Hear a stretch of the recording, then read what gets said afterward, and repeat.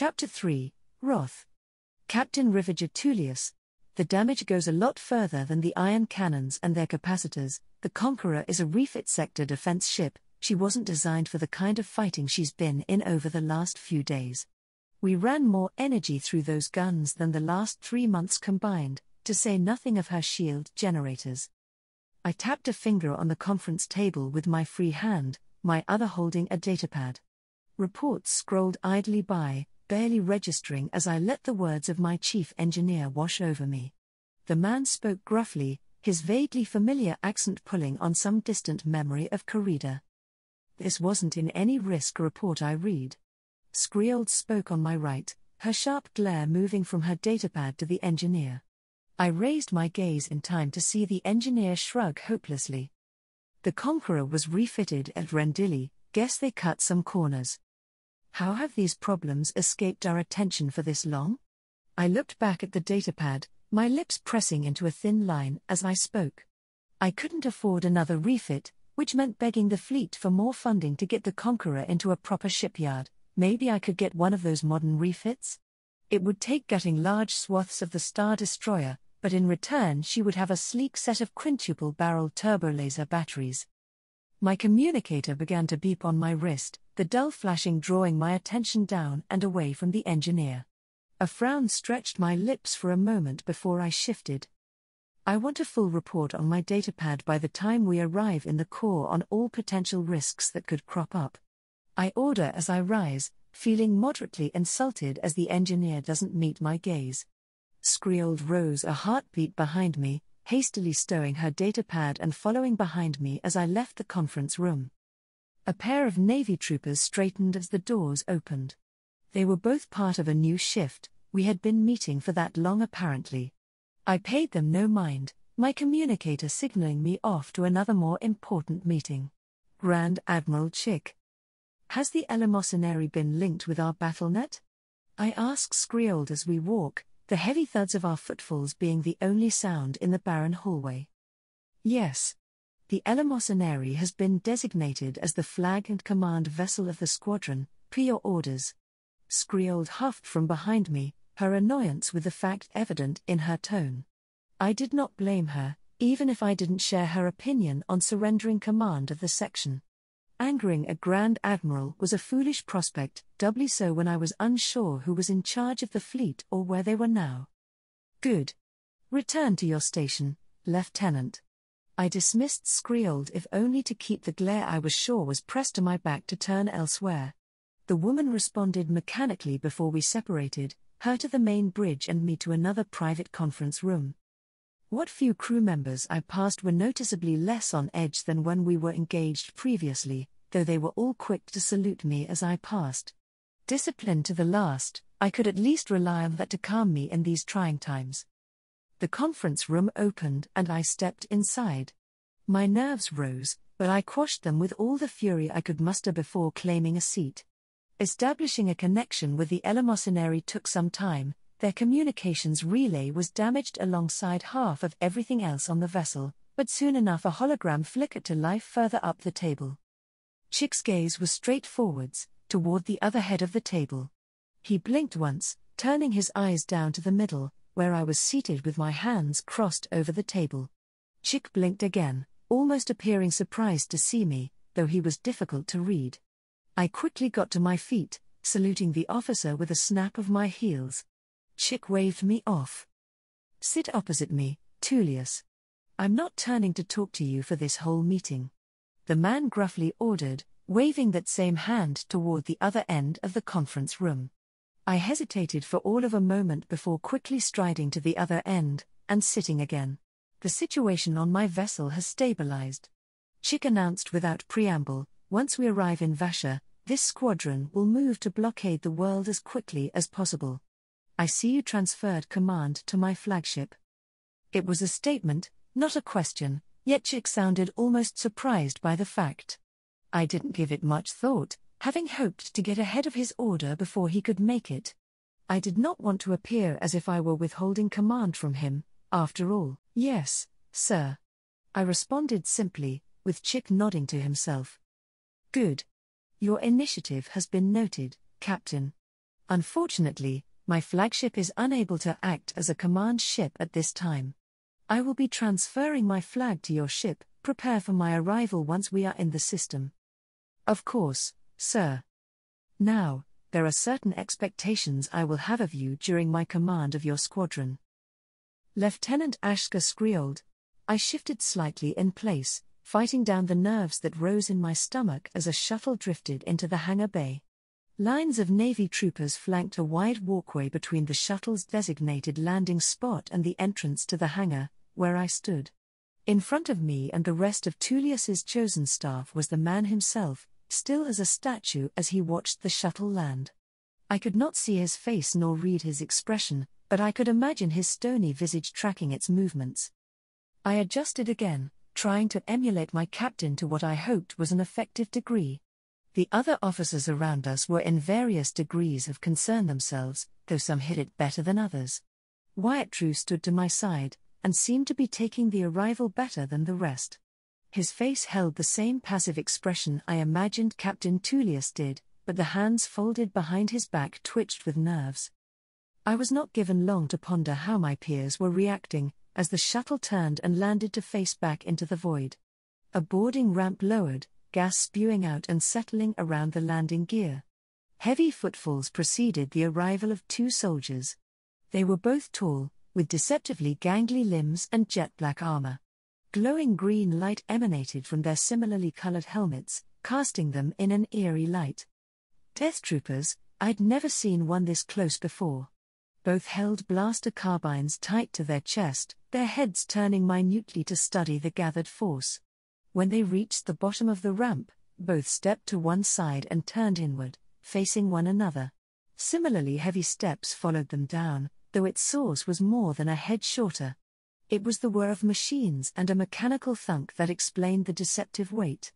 Oswald Chick, more machine than man, moved with purposeful haste, sparing neither his guards nor the assorted naval security more than a moment's consideration.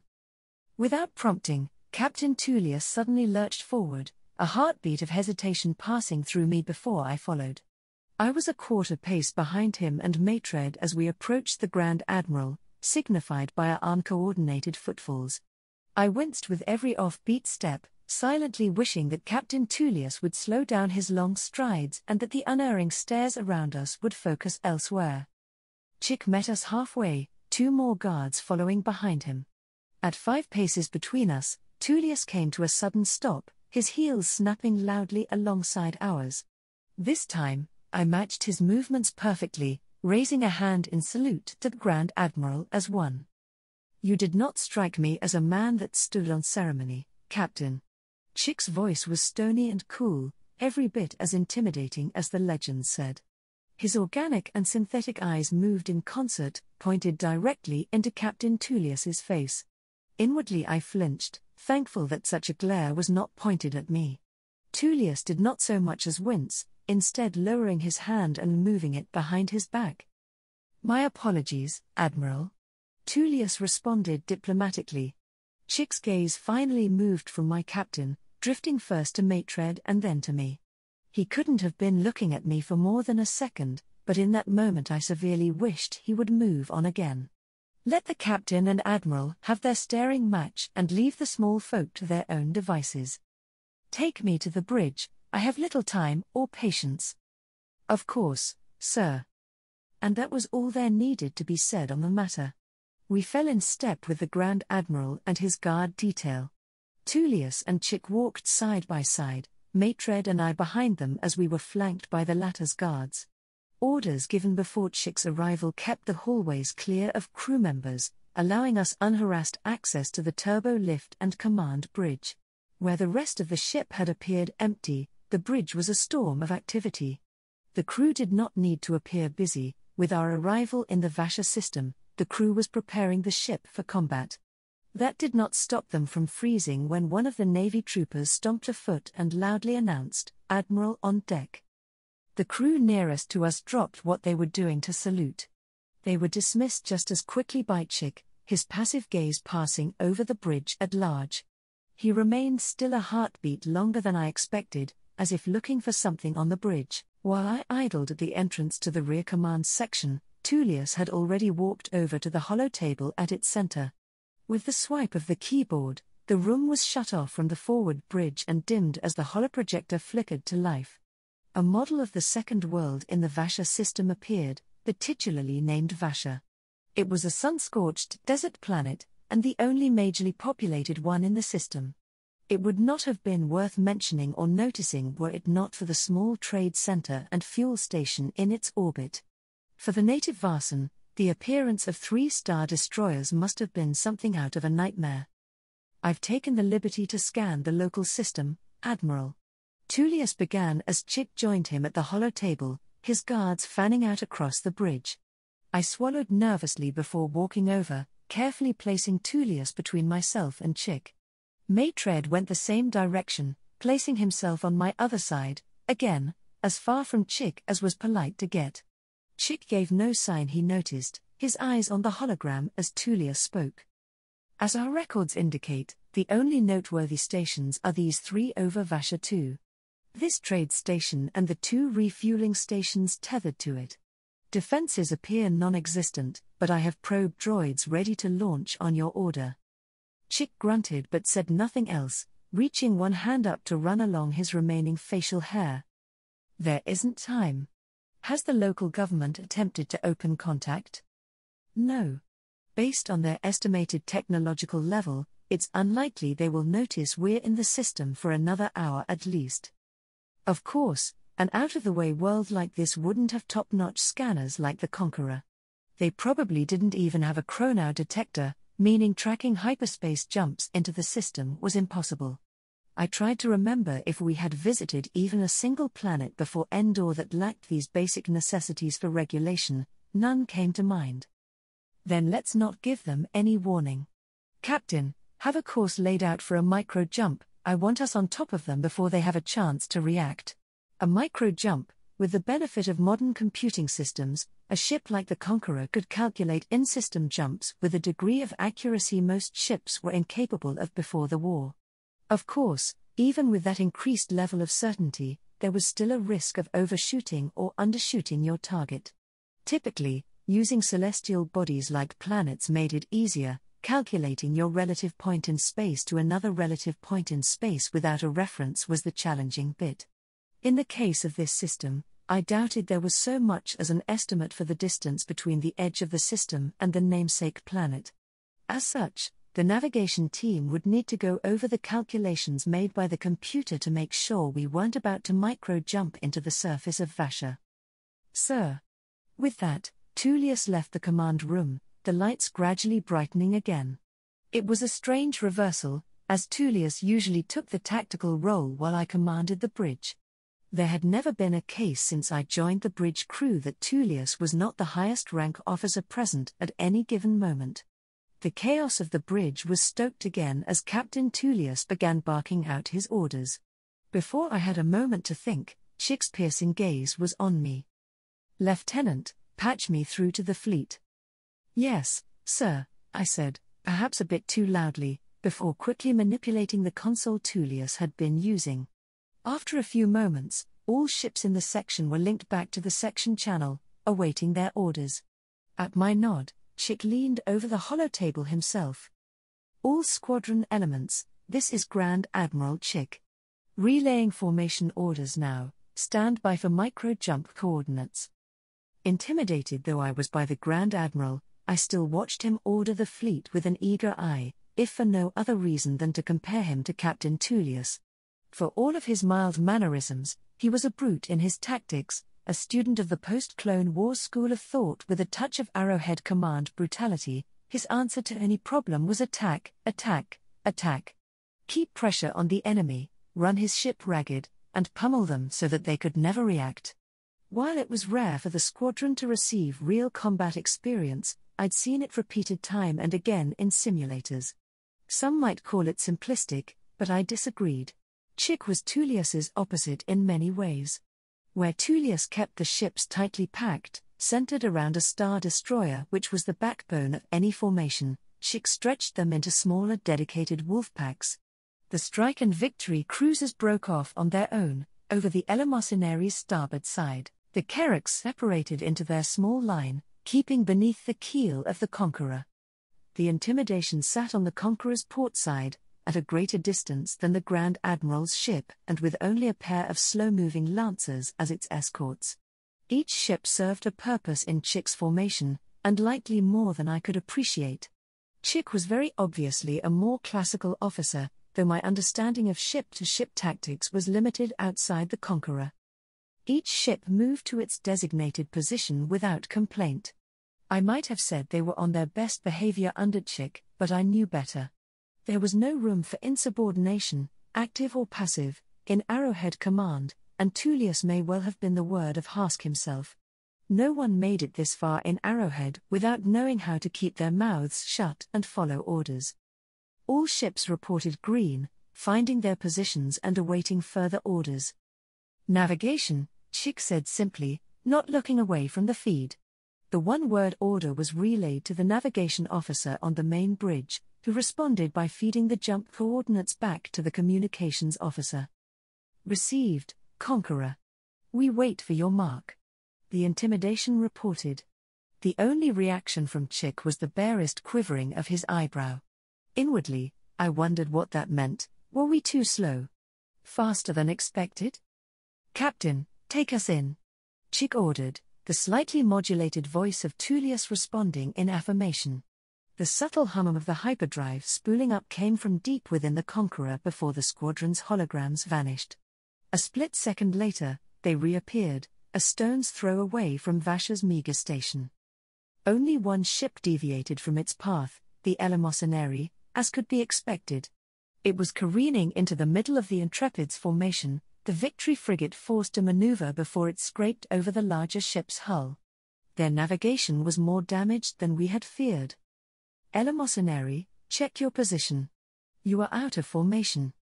I leaned forward and pressed a button on the holotable, opening a channel with the damaged Star Destroyer and one of the strike cruisers, the Contester.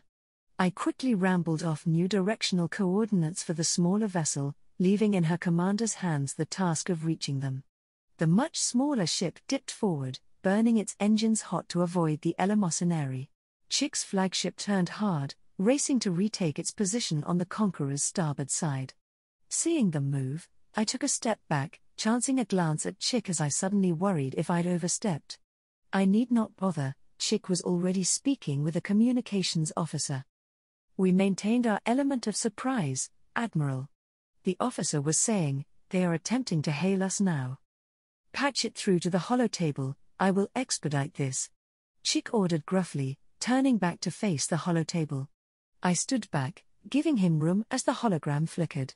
The display map vanished, only for the Imperial rondel to appear. Evidently, the Varsan did not have very advanced communication systems. Vasha Station, this is Grand Admiral Oswald Chick of the Galactic Empire. Your fuel reserves are being appropriated. Failure to comply shall be treated as an act of rebellion against the Empire. Confirm your understanding. I noticed that Chick didn't even bother pulling out one of his code cylinders to send confirmation of his identity. Whether the Varsan people believed him or not, the squadron spoke far louder. There was a long moment of drawn-out silence, and for a moment I wondered if the Vasha were foolhardy enough to refuse 3 Star Destroyers. Eventually, a chittering voice came through, toneless and inhuman. We understand, Imperial. We will comply. Despite the emotionless tone, it still felt as if there was some semblance of hopelessness in the alien's voice.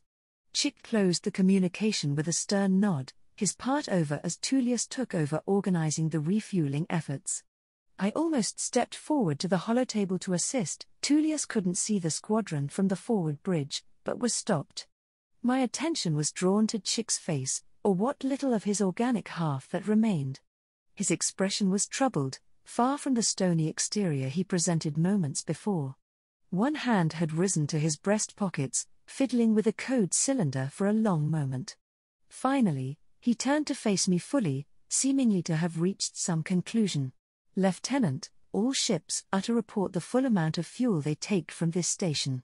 Inform the Varsans that they will be compensated according to the local going rate of hyperfuel in this sector. I blanched at the Grand Admiral's words, mild panic setting into my mind. As a command ship, The Conqueror carried some liquid currency, Imperial credits, though Tullius had always kept some hut peggats close at hand, but it was never expected for us to be far from the fleet. Whatever the price of hyperfuel was in the Model sector, it was substantially more than we could afford. I swallowed nervously, wondering how I would explain this to Chick, and then inevitably to Tullius.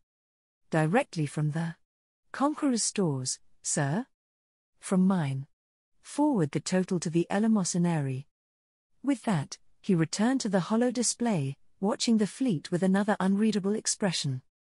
I hesitated for a moment, more than a little surprised at the Grand Admiral's words now that the fear had passed. Grand Admiral Chick was not known for his compassion to those within the military or those outside of it. While it was expected that refueling depots would be compensated within the core or along well-traveled hyperspace lanes, it was far less common out here in the middle of nowhere. Who would the local government complain to? Some sector busybody who was just as eager to tell a squadron of ships no as the local government was? Even the second flank squadron was guilty of this, occasionally being sent off to scout a nearby world before quickly regrouping with the main force. Sometimes, we might raid a local depot to top off our hyperfuel reserves before leaving. Shock faded to shame, if someone as calculating and stoic as Chick would stop to repay a no-name world, from his credit stash no less, then who were we to not do the same? Tullius might have had a canny practicality that was necessary among command staff, but only if he had something to gain. I had never seen Tullius do anything out of the goodness of his own heart, even if there did not appear to be an immediate benefit to his actions. Meanwhile, I was honest enough with myself to know I would never act as Chick did. My collar warmed at the thought. I glanced at Maitred from the corner of my eye, his lack of a reaction to Chick's orders making me squirm more. Had the fighter officer also been expecting us to repay the small world? Would I have thought the same as him, were I not the second in command of the Conqueror? Had the power gone to my head so quickly, to view the common folk of the galaxy as plebeians that should feel honored that we graced them with our presence? I straightened at that thought, shame giving way now to a resolute confidence. No. I thought as I saluted Chick, no. I am Ashka Skriold. I will not shame myself nor my commander by taking from loyal Imperials without a thought. I will prove that I am not some common thug in a uniform. Of course, sir. I responded with an even tone, but I must insist, at least allow us to shoulder some of the costs. After all, it is our vessels that will be taking on the most fuel. Chick gave no visible reaction, another sign that this was expected from him, beyond waving a hand. If your captain insists, Lieutenant. With a determined nod, I turned from the Grand Admiral and marched toward one of the command room's staff, but not before pausing as a realization hit me. I just promised Admiral Chick funds from the Conqueror's reserves that belonged to Captain Tullius. Sithspit. I thought. Grand Admiral Oswald Chick. The forward bridge was a sea of movement, officers running this way and that as they prepared the Conqueror for her next voyage. Officers watched their subordinates with keen eyes, never too far in the event of an unforeseen situation. Less like hovering disciplinarians, but more like a calming lighthouse in a sea of madness. Discounting Lieutenant Skriold, all of the bridge officers were older men and women, veterans of conflict as far back as the Stark Hyperspace War. They operated like a well-oiled machine, the level of discipline I would have expected aboard my ship, but not that of a captain of Tullius's lack of accolades. He ran a tight ship, telling him as much as we left Vasha. Tullius did not preen under the compliment, merely nodding as if to say of course. Or nothing less would be expected. Even if I didn't know who he operated under, I would not be surprised to learn it was Blitzer Hask. Though I'd never served alongside the Admiral, his reputation preceded him. Blitzer was aggression made manifest, his tactics, his treatises, and his lobbying always favored attacking. Never stop attacking, never give the enemy a moment to breathe, and always run the enemy down even if it means breaking formation.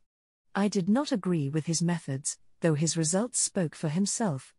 A shadow of that doctrine was clear in how Tullius managed himself, first in the engagement he faced before my rescue, and again when he raced to my assistance. His vessels burned ahead, eagerly falling upon ill-prepared rebel cruisers, turning orderly formations into a disorderly brawl where his superior firepower would be at its most effective.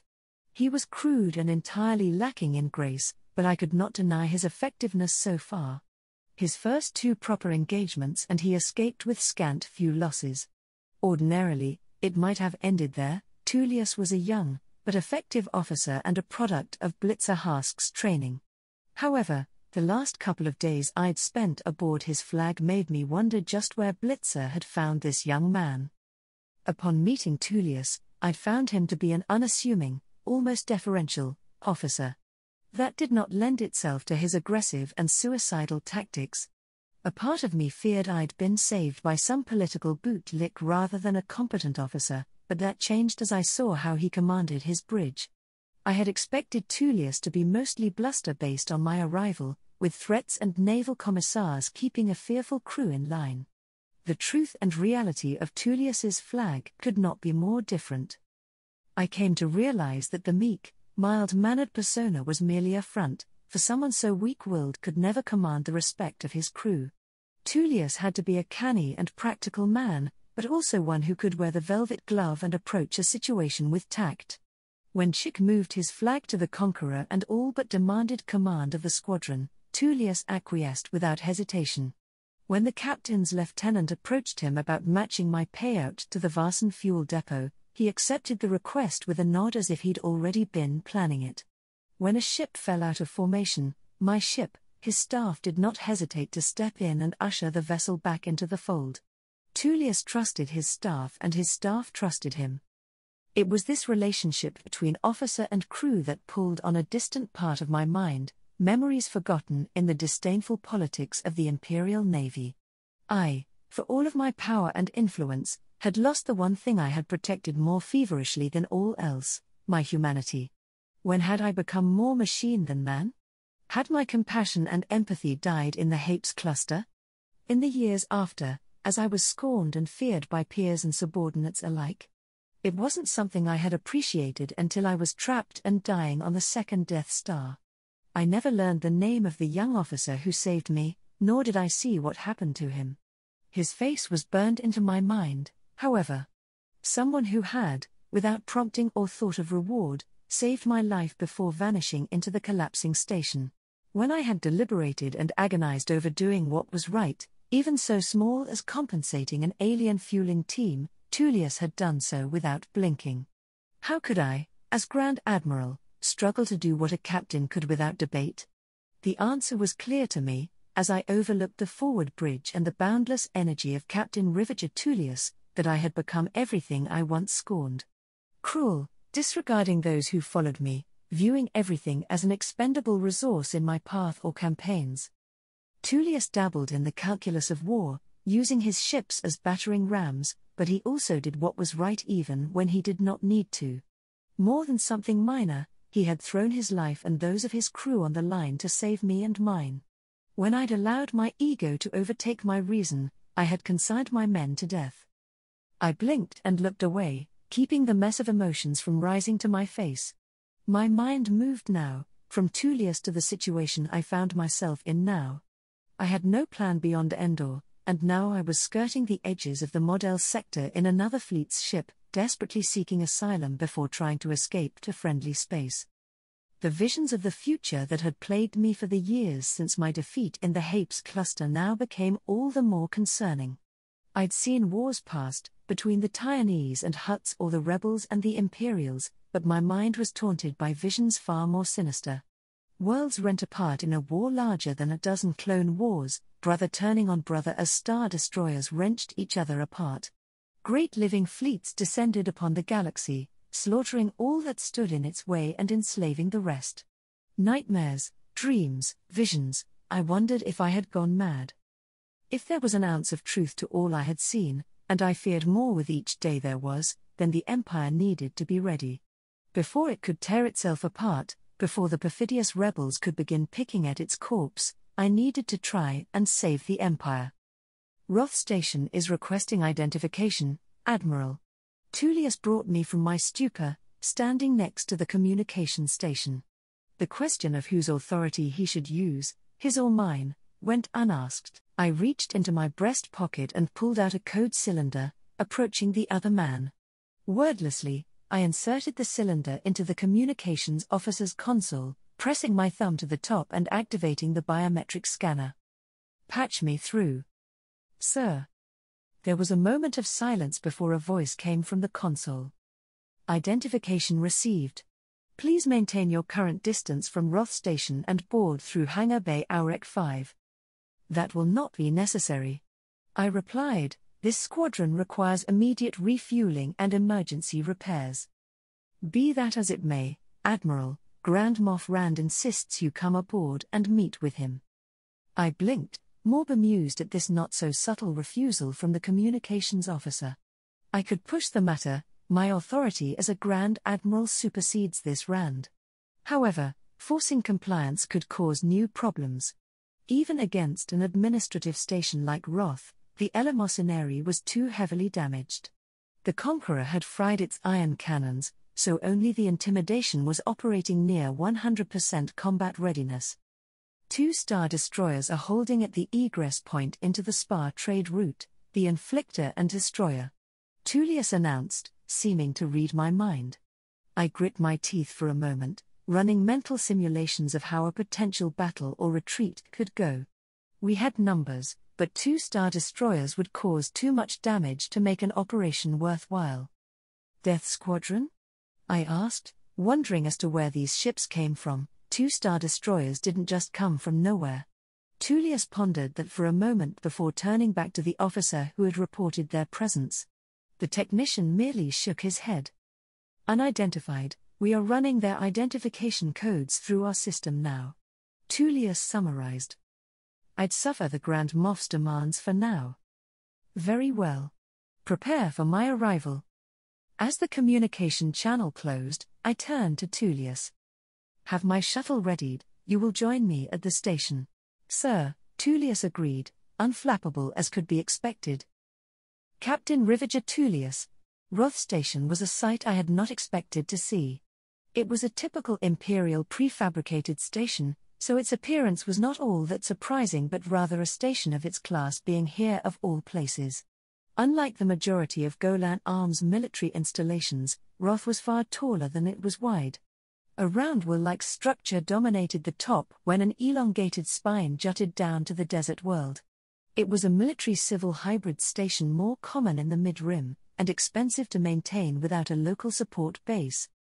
Why it was here was anyone's guess, but my relief came because a station of its size always had supplies in spades. More than enough to get us on our way, in any case. Grand Admiral Chick's authority should expedite the process, in theory. Already, I could feel a migraine taking hold in my head. The amount of credits I had just thrown away at Vasha was absurd. I have no idea what possessed Skriold to offer our stores to Chick, but it was only years of Imperial discipline that kept me from throttling her.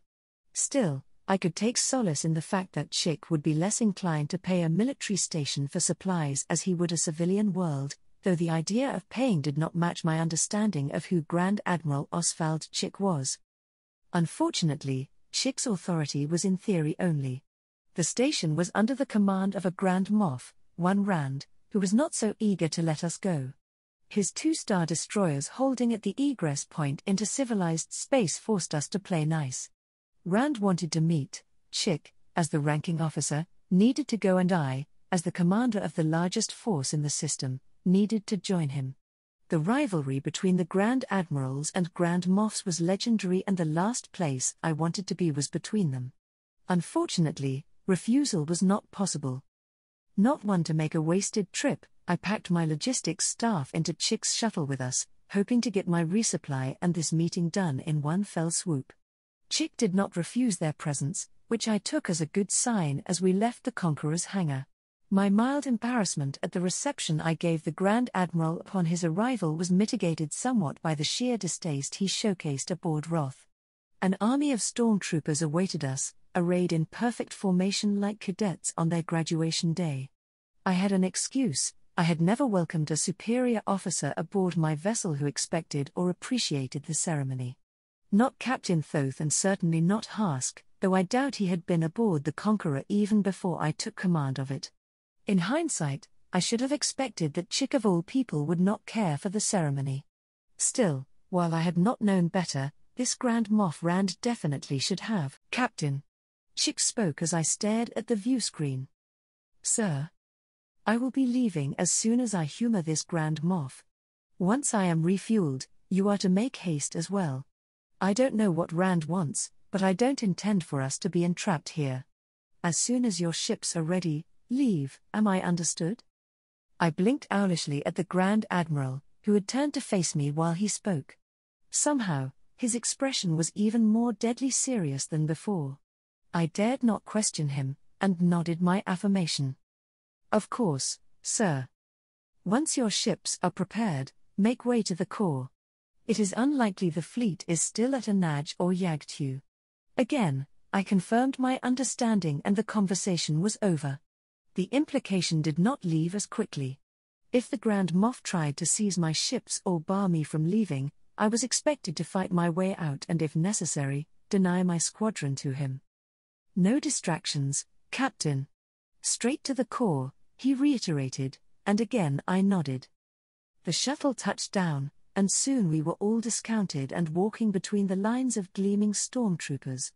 Grand Moff Rand awaited us, with a motley assortment of officers, many of whom appeared to be injured, arrayed behind him. He was not an especially tall man, bald with a full black beard. His uniform was a faded green, hardly the extravagant outfit I would expect from a Grand Moff. "Admiral Chick, welcome aboard Roth Station." Rand greeted with a booming voice, jovial as if he hadn't arrested our movements for a simple meeting.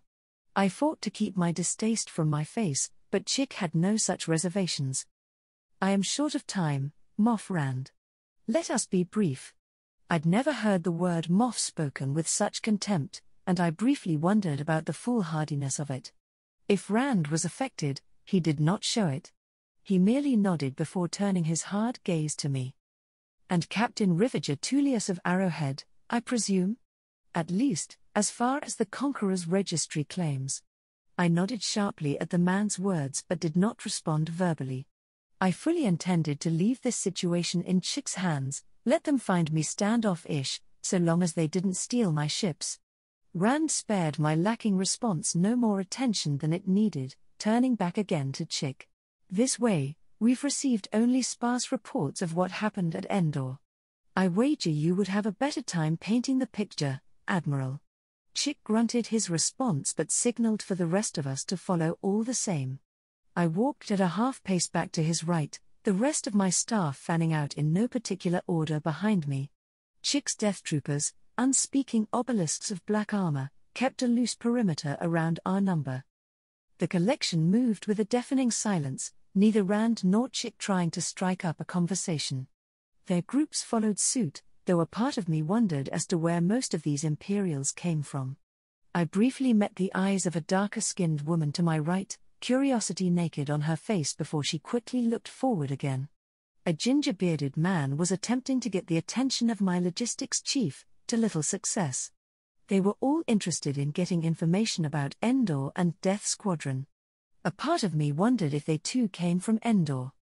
Slowly, we bled their number. Many of the assorted officers were injured while others left without apparent reason.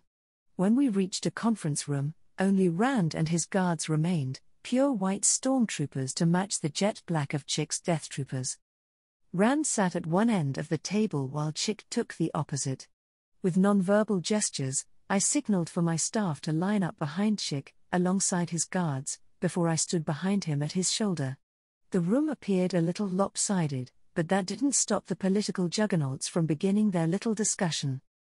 "We have received piecemeal news from passing ships, but no information is ever the same. Is it true, then? The Emperor is dead? The Death Star is gone?" I still felt a shiver of disbelief run up my spine at those words. It felt like a sick joke to claim that the Emperor was dead. It is. The station was destroyed by the rebels. I had been aboard shortly before its destruction. We were forced to retreat in the disarray. Even Rand seemed momentarily shocked by the revelation, his genial front broken by the truth's confirmation. He brought a gloved hand up to scratch at his beard, his expression distant. We'd heard tales from passing sections, Rand repeated, more to himself now, but for it to be true. And the rebels? Suffered as much as the fleet did, but they are still present in the sector, Chick said. Rand's expression broke, his lips set into a thin line as his eyes squinted in some internal calculus. His piercing gaze moved from some far-off corner of the room to Chick, across my gathered staff, before finally landing on me. There was something in his expression, a twitch I could not read but I felt bode poorly for me. And what of Arrowhead, Captain? I've not had a report of them passing by. I opened my mouth to respond, only to be cut across by Chick. Our reports indicated that Admiral Hask and Arrowhead fled the moment the Death Star was destroyed, the cowards that they were. The whirlwind appeared to be operable. My teeth snapped shut with a clack, briefly overtaken by a moment of anger, one for the dismissive fashion in which Chick cut me off, and two for insinuating that the men and women of Arrowhead Command were cowards, little more than the Admiral himself. Blitzer Hask may be a hard-ass and glory hound, but he was the best of the best. It was an honor to serve under him. However, smartly, I kept my mouth shut. This was a game of politics and I would keep my peace. Rand gave no visible reaction, though his gaze remained unerringly on me. He had to be gauging my reaction, attempting to see how Chick's words affected me. Whatever he saw seemed to satisfy him, as his eyes left me soon after. I suppose we cannot always expect our peers to be as courageous in the face of death, Admiral. However, the presence of these rebels is concerning. The local fleets will need to be rallied. Am I to assume that you will remain in the sector to do so? No. The Admiral refused with a shake of his head. I must return to the Corps as quickly as possible. As soon as my flag is refueled, I will be leaving. And Captain Tullius? The same. Chick grunted, not sparing me a glance, but only after the whole squadron is ready. I expect those ships to be ready as quickly as possible. Naturally, Admiral, Rand agreed with a bow of his head, your flagship should be ready within 4 hours. Shall I have room set aside for you in the meantime? That won't be necessary. Chick refused again, but I spoke quickly after him. Yes, Governor. For my men as well. Chick did not react to my words, though Rand did nod to me, the almost genial expression returning in full force. It would be our honor, Captain Tullius. I will have my staff show you there. Admiral Chick, if I could have a bit more of your time. Despite my misgivings of Rand, I could at least appreciate him sucking up to me. The room I was given was utilitarian, but its adjoining office was nicer than any I had within Arrowhead Command, or outside it. Tasteful paintings, potted plants, a comfortable chair, and a wide desk. I wondered briefly who this office was meant for and what Rand must have for himself. I want this to be as quick as possible, I said to my gathered staff, standing behind the desk as I addressed them. You should all have a direct line with the squadron, so have all the supplies prepared where you can. Report back to me if there are any problems. I will be in communication with the Conqueror to organize the order for refueling and resupply. The list will be forwarded to you then. Any questions? There were none, and so they were all dismissed. Soon, I was left in the quiet loneliness of my temporary office. For the first time in the last few days, I had a chance to unwind. It had been stressful situation after stressful situation, and with Chick on my ship, I hadn't had a moment to breathe. With careful slowness, I pulled my service cap from my head and set it gently on the desk. Then, I cupped my face. My eyes were closed, and a distant thumping at the back of my head briefly calmed as I massaged my eyelids. My hands slipped up, their cool leather leaving my face and combing through the mess that my hair had become. I hadn't had the chance to shower in days. I could only imagine the mess I appeared in. A long, drawn-out, weary sigh left my lips in an unbroken chain, feeling all at once the weight leave my shoulders as I enjoyed the moment of peace. I slunk down further, pressing my cheek to the chilly durasteel as my arms lay flat around my head. I was far from the picture-perfect Imperial officer now, but with no witnesses, I found I did not care. This comfort was short-lived, however. A chime, unexpectedly pleasant, rang from the door to my office, warning me of a visitor. Seeing as my staff had communicators and had only just left, it meant that I had unexpected conservation coming my way.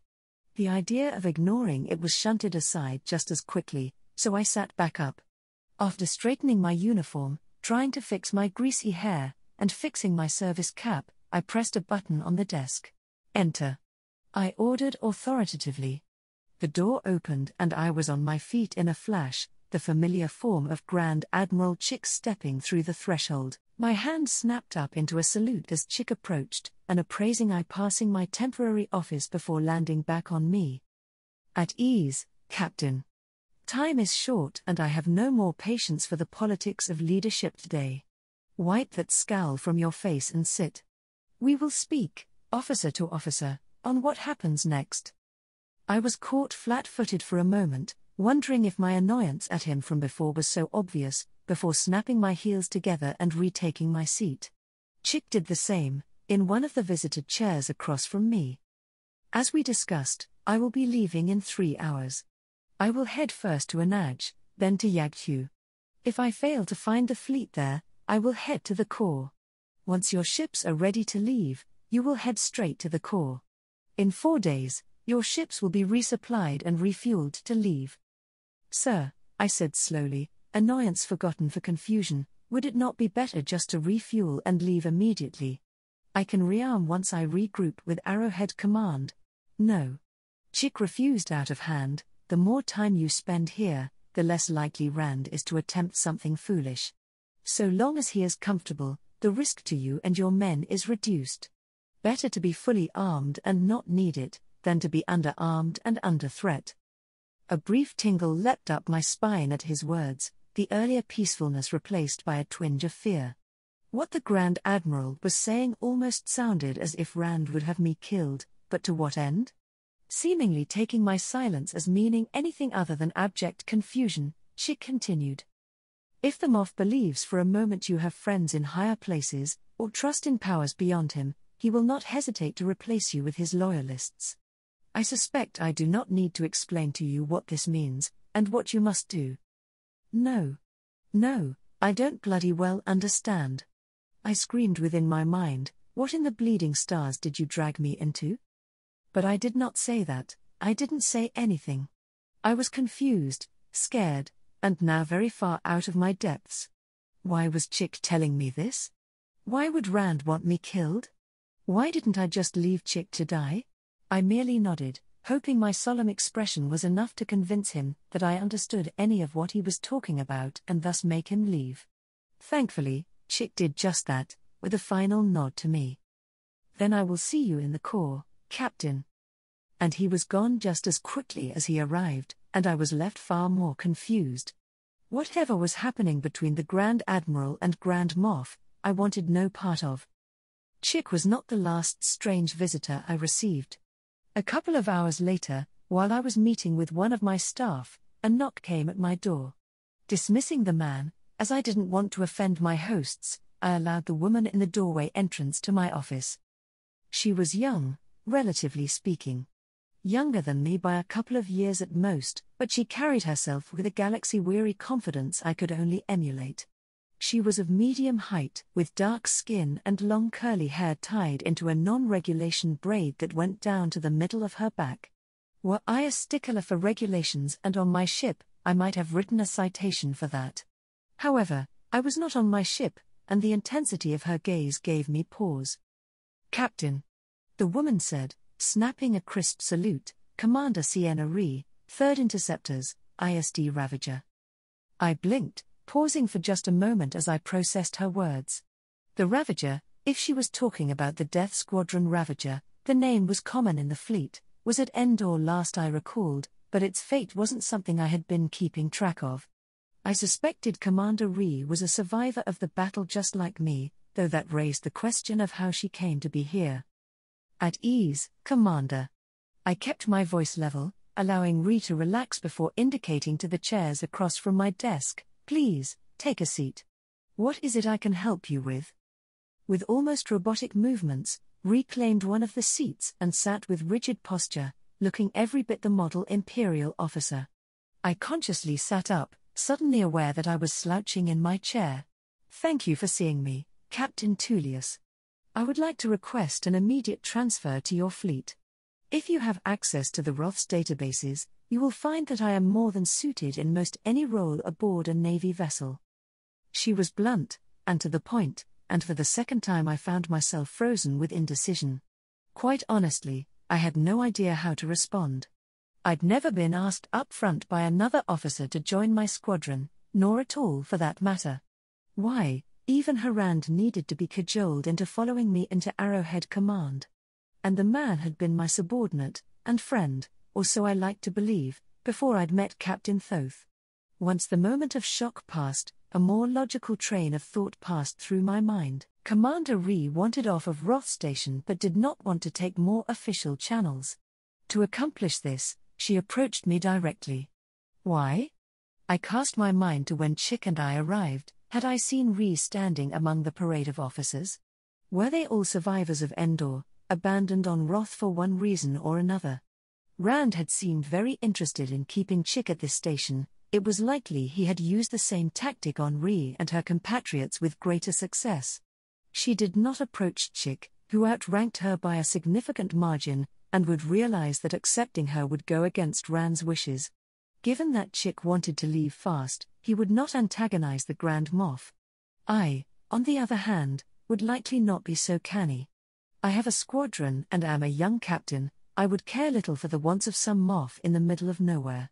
Indeed, that may well have been the case had Chick not been in my office hours earlier warning me of that very possibility, angering Rand, that is.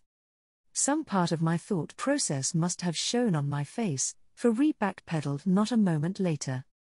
"I was left here for medical concerns, Captain. With no outbound ships, I have no way to return to the fleet. I can assure you that my status will not affect my ability to work. No free rides in the Navy, I know, and my injury was minor, so." Commander Ree backpedaled so badly that she began rambling, which was a relief. I was worried I would be the first to start babbling. Using the break in tension brought on by my thoughts, I eyed my datapad and wondered how I could subtly pull it closer. I was, of course, going to refuse Ree. However competent she might be, I was not going to make an enemy of Rand. Remembering that this was my office and I could do whatever I damn well pleased, I grabbed the pad and made a show of activating it. Ree's rambling petered out to an uncomfortable silence as I quickly checked the status of Chick's refueling. Nearly done, and it would take some time for mine to be completed. I needed a way to get Ree to leave me alone. After a moment's consideration, I pulled her medical records up. These records seem to indicate otherwise, Commander, I said with the coldest voice I could manage, my mind grasping for memories of how Captain Thoth would show his displeasure toward subordinates, a regrown liver, several feet of intestines lost. It's a miracle your spine wasn't snapped. Which part of this is minor, Commander? Internally, I winced, at my tone and at the list of injuries that I didn't mention. The horrid scar the Commander had was a reminder enough for her, but I had no interest in bandying words. Ree paled for a second, her hand reflexively twitching in an aborted attempt to touch her abdomen, but she rebounded admirably enough. "Captain Tullius, furthermore, there are policies and regulations for a reason. If you wish for a transfer, you will obtain a medical pass and an official notice of transfer. Only then would I consider your request. Let me say, you have thus far done a poor job of convincing me." Ree looked as if she'd been struck. "That will be all, Commander." As the Commander beat a heated retreat, I leaned back in my seat.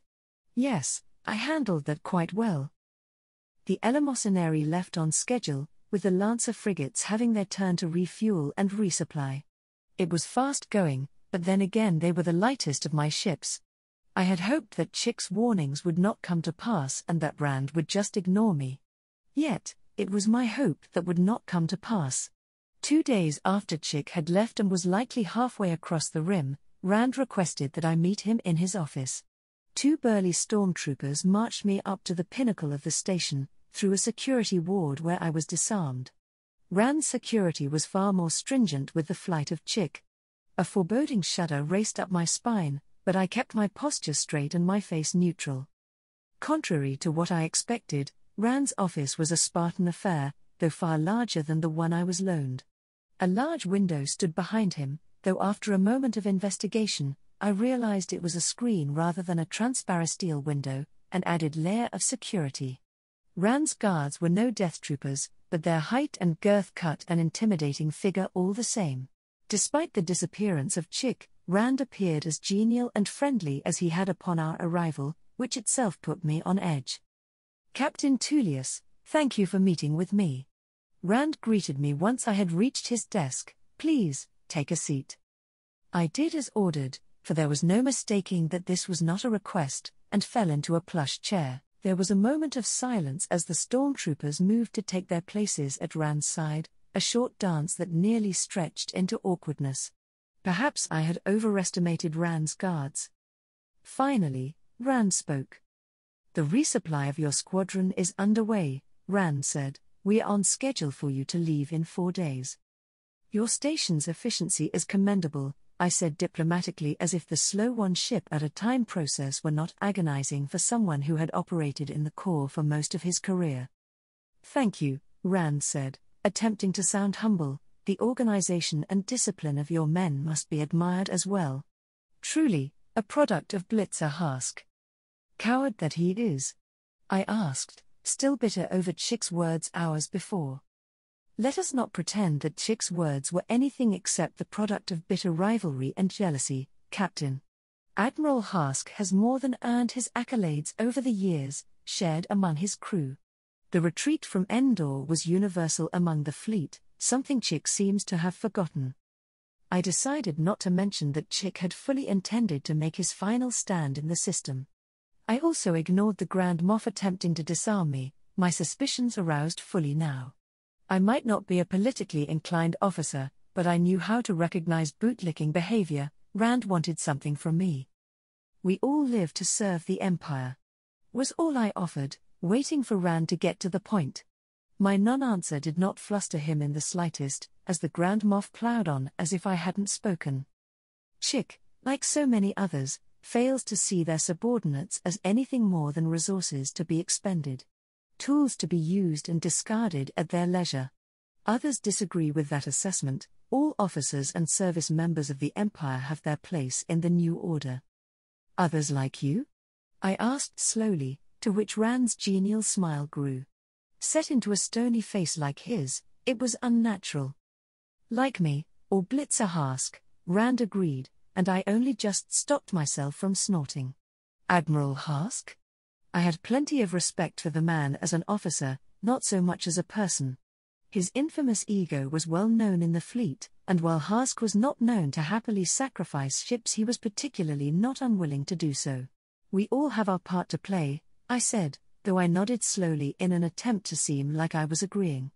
"I must have succeeded," as Rand continued unabated. "Some greater than others. What those like Chick or the ruling council fail to understand is that their positions are held up by millions of faceless officers, the real might of the Empire.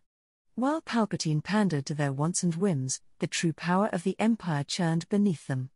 They had little place in Palpatine's order, and less in the coming new order." "Oh." I realized with morbid fascination, this isn't petty politics at all. My shock must not have shown on my face, as Rand plowed ever onwards. "Officers like ourselves have been left to the whims of bureaucrats for too long, and it cost us the Emperor. Myself and many other officers believe the time has come to correct this power arrangement." I was split on how I should react. On one hand, I wanted to laugh directly in Rand's face at the foolish notion that he and whatever cabal of Outer Rim play pretend warlords he had gathered stood a chance against the Empire. On the other, I wanted to get up, leave the station, and run as far and fast as I could. I settled for agreeable nodding, mindful of the blaster-armed stormtroopers nearby. When I spoke, I opted for the softer approach. "I am under orders to report to the Corps as soon as possible, Governor," I said slowly, hands gripping the armrests of the chair. I fought back a nervous sweat as Rand seemed to ponder my words. There is no greater honor than refusing the orders of the incompetent or the disloyal, Captain, Rand said softly, a kindness in his eyes, and without an ounce of irony in his voice. I opened my mouth to respond, to tell him off or to refuse, to call him a madman doomed to a firing squad on this forgotten station. That the Imperial fleet would flatten his confederates and leave them forgotten to the annals of history. I wanted nothing more than to call Rand for what he was, a tyrant desperate for whatever vestiges of power he could get his hands on. I didn't. My mind was cast back a few short hours ago. If the Grand Moff believes for a moment you have friends in higher places, or trust in powers beyond him, he will not hesitate to replace you with his loyalists. My hands tightened into fists on the armrests as the words died in my throat. I was suddenly very aware of the stormtroopers around me. And my holdout blaster held a few rooms over. Chick's words made sense, his actions shone in a new light, and the danger I was in made all the more evident. If Rand believed I had loyalty to Chick or Hask beyond duty, I would not leave this office alive. Before Skriold had any clue as to what was happening, she would be replaced and my squadron would fall under Rand's control. There was nothing I could do, no last-minute revelations as to how I could survive. Like a rodent in a scuttled cruiser, I had no control over this situation. I could only play along and hope I would survive to see tomorrow. I swallowed thickly, my throat desperately dry as I considered my next words. We have a duty to the citizenry of the Empire, I said carefully, no matter who tries to stop us. Oswald Chick is too blind to see this, but it is relieving to hear those words, Captain, Rand said, his implacable smile unmoved as he stared across at me. His eyes, however, were hard as flint. I knew I could trust my good feeling about you, Rivager. Once your ships are refueled, I will have new orders for you. Fear not, I will not take your ships or your command, it would be a disservice to a man of your rank. I did not say anything, I did not think anything lest it show on my face. My expression remained stony and unchanging as I nodded slowly in response. Rand dismissed me soon after, and I gave him the sharpest salute I could manage before I marched from his office, every part the disciplined and honorable officer. I held this front as I reclaimed my blaster, through the station, and back to my loaned, now possibly permanent, office. I made it to the desk before my legs gave out under me, and I collapsed into one of the guest chairs. My heart was racing and a ringing filled my ears as the weight of this situation fell on my shoulders. I was as good as dead, a traitor siding with a disparate warlord and his allies. If Rand didn't kill me, then the loyalist government certainly would. Marked as a traitor or forgotten as another lost loyalist, woe is me. How dare he? A niggling part of my mind, that one not crushed by the weight of certain death or indecision, hissed out into the mire. I was not an emotional man, quick to defeatism and maybe a little overzealous in the heat of battle, but I liked to think I kept it all under control. Yet, after my forlorn thoughts began to fade, righteous anger rose to the forefront. Damn Rand for dragging me into his little rebellion, damn Chick for dragging me into his politics, damn the rebels for causing this mess in the first place. I was a captain of the Imperial Navy, a ranking officer of Arrowhead Command. Commander of the 2nd Flank Squadron. I did not answer to Chick or Rand, I answered to one man, Admiral Blitzer Hask. Admiral Hask had a way of handling uncooperative planetary governments, with the turbolaser. Rand would learn the lesson so many rebellious worlds did, that politics mattered little under the focused firepower of a star destroyer. In my stupor, my mind envisioned the scene of the Conqueror and intimidation rendering Roth Station into so much scrap, burning away Rand's warlordism at the root. All his officers as well, anyone who had even considered rebellion against the central authority for good measure. Such was my fury at that moment that I hadn't even considered that I was still on board that very station, only that Rand needed to be taught a very important lesson. Eventually, logic and self-preservation reasserted themselves. I was quite embarrassed for a moment at my fuming and muttering. Rand would not get what he wanted, that much was certain. I would deny him Arrowhead Command's assets even. Yes, even at the cost of my own life. It was as Rand said, there was honor in refusing the orders of disloyal. But how? The Conqueror was still damaged from Endor, and even with 2 fully functional Star Destroyers, fighting Roth Station and her 2 guards was a tall order. Escaping the system was the best option, but I was likely under close scrutiny. Rand could not be foolish enough to not be watching me closely. I needed to get a message out to Skriold, a distraction of some kind so I could get off of the station. Failing that, for her to take the fleet as far as she could get it. This relied on her personal loyalty to me being greater than her self-preservation and ambition. I had promoted her for competence when she was perhaps too young for such a position, so I could only hope that engendered enough loyalty to save her captain. Owing a subordinate a favor as big as that left a poor taste in my mouth, but it needed to be done. With the plan forming in my head, I contacted all of my staff at the station and ordered them to send their reports to me. Compiling everything together, I chose a section at random, the Starfighter Resupply Manifest. It was hardly Imperial intelligence-worthy espionage as I slipped a message into the lines and lines of reports, but I hoped that Skriold would see it. If the worst comes to worst, I could always activate the panic alarm built into my captain's code cylinder. Skriold would hopefully flee the moment she realized I was compromised and bring the hammer of the Imperial Navy down on Rand's head. Death disagreed with me, but the noble death of a loyalist disagreed slightly less. The days stretched by. Skriold and I spoke on occasion, but she did not indicate that she had received my message, nor did I about sending one. Resupply was an organized affair, though I notably refused any new crew or pilots from Roth Station's complement. I cited the need to vet them, playing up the persona of a stuffy and critical officer, before allowing anyone aboard my ships. Rand had said my ships were my own, and while I did not trust him in the slightest, I could at least pretend that I did. There were no problems, though.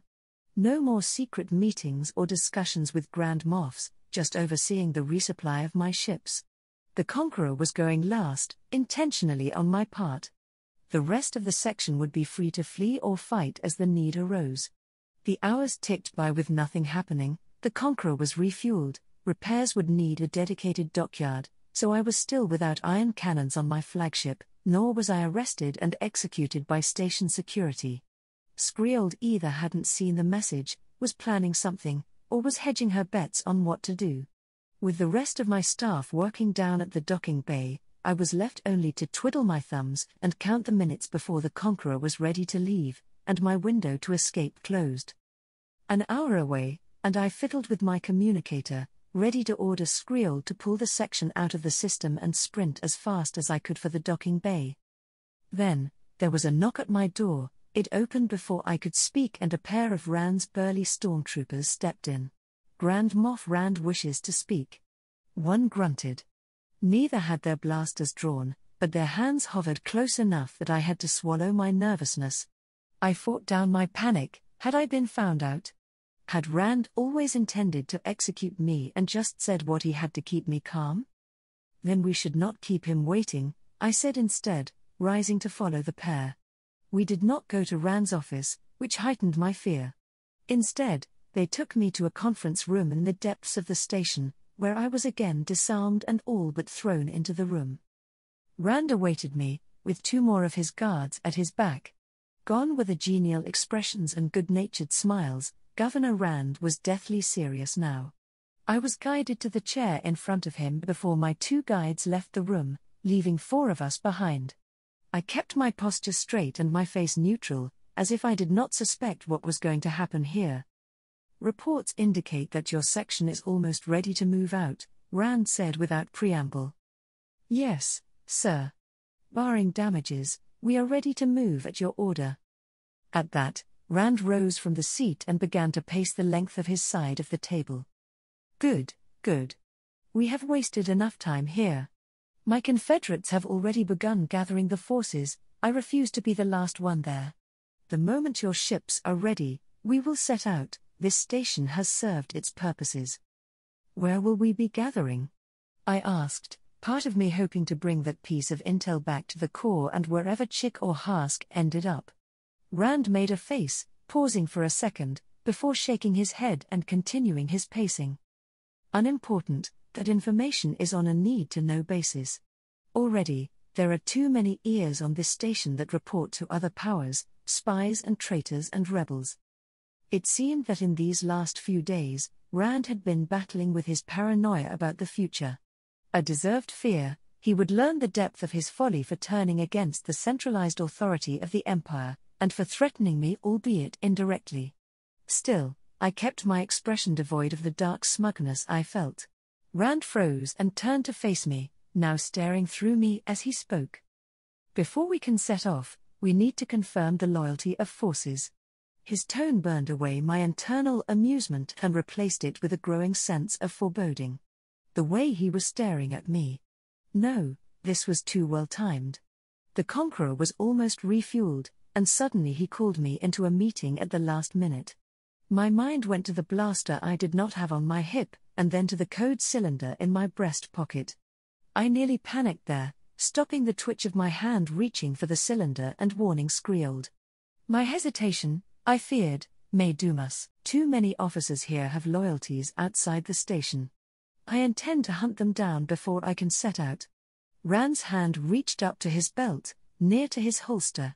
I was suddenly very aware that both of the stormtroopers already had their carbines out, holding them at rest. My heart began to race, pounding filled my ears, and my hand was ready to jump for my cylinder, to give Squealed just enough time to escape. "You, Captain Tullius," Rand started to say, but my ears heard the opening of the blast door behind me. Without a moment's thought, I threw myself to the right. I toppled my chair and slid a little ways across the floor, my hand grabbing my code cylinder while my right hand patted at the empty holster on my hip. I'd rolled to my back, expecting the bark of blasters and a yelled condemnation from Rand. "To return to your ship immediately, and what are you doing?" Instead, Rand turned to stare at me, bewildered. His two guards twitched at my sudden move, but also just turned to face my now prone form. The chair rattled where it lay, near to the front door where a third clearly bemused stormtrooper stood. I swallowed, adrenaline still pumping through my veins as I tried and failed to form a coherent thought. What happened? Why wasn't I dead? Rand's eyes narrowed, seeming to notice what I was about to do. "Clearly, we need to work on trust both ways, Captain. I'm not going to kill you, get off the floor. And you, what is it, trooper?" I slowly got back to my feet, face red with mortification and embarrassment from making a fool of myself.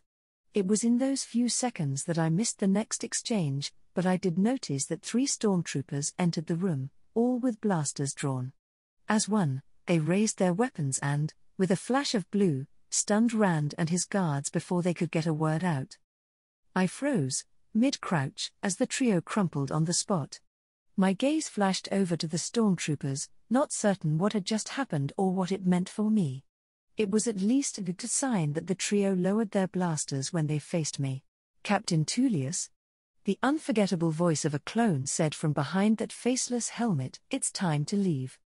I blinked, my mind having a moment of total blankness as I struggled to understand what the man had just said. Time to leave? What?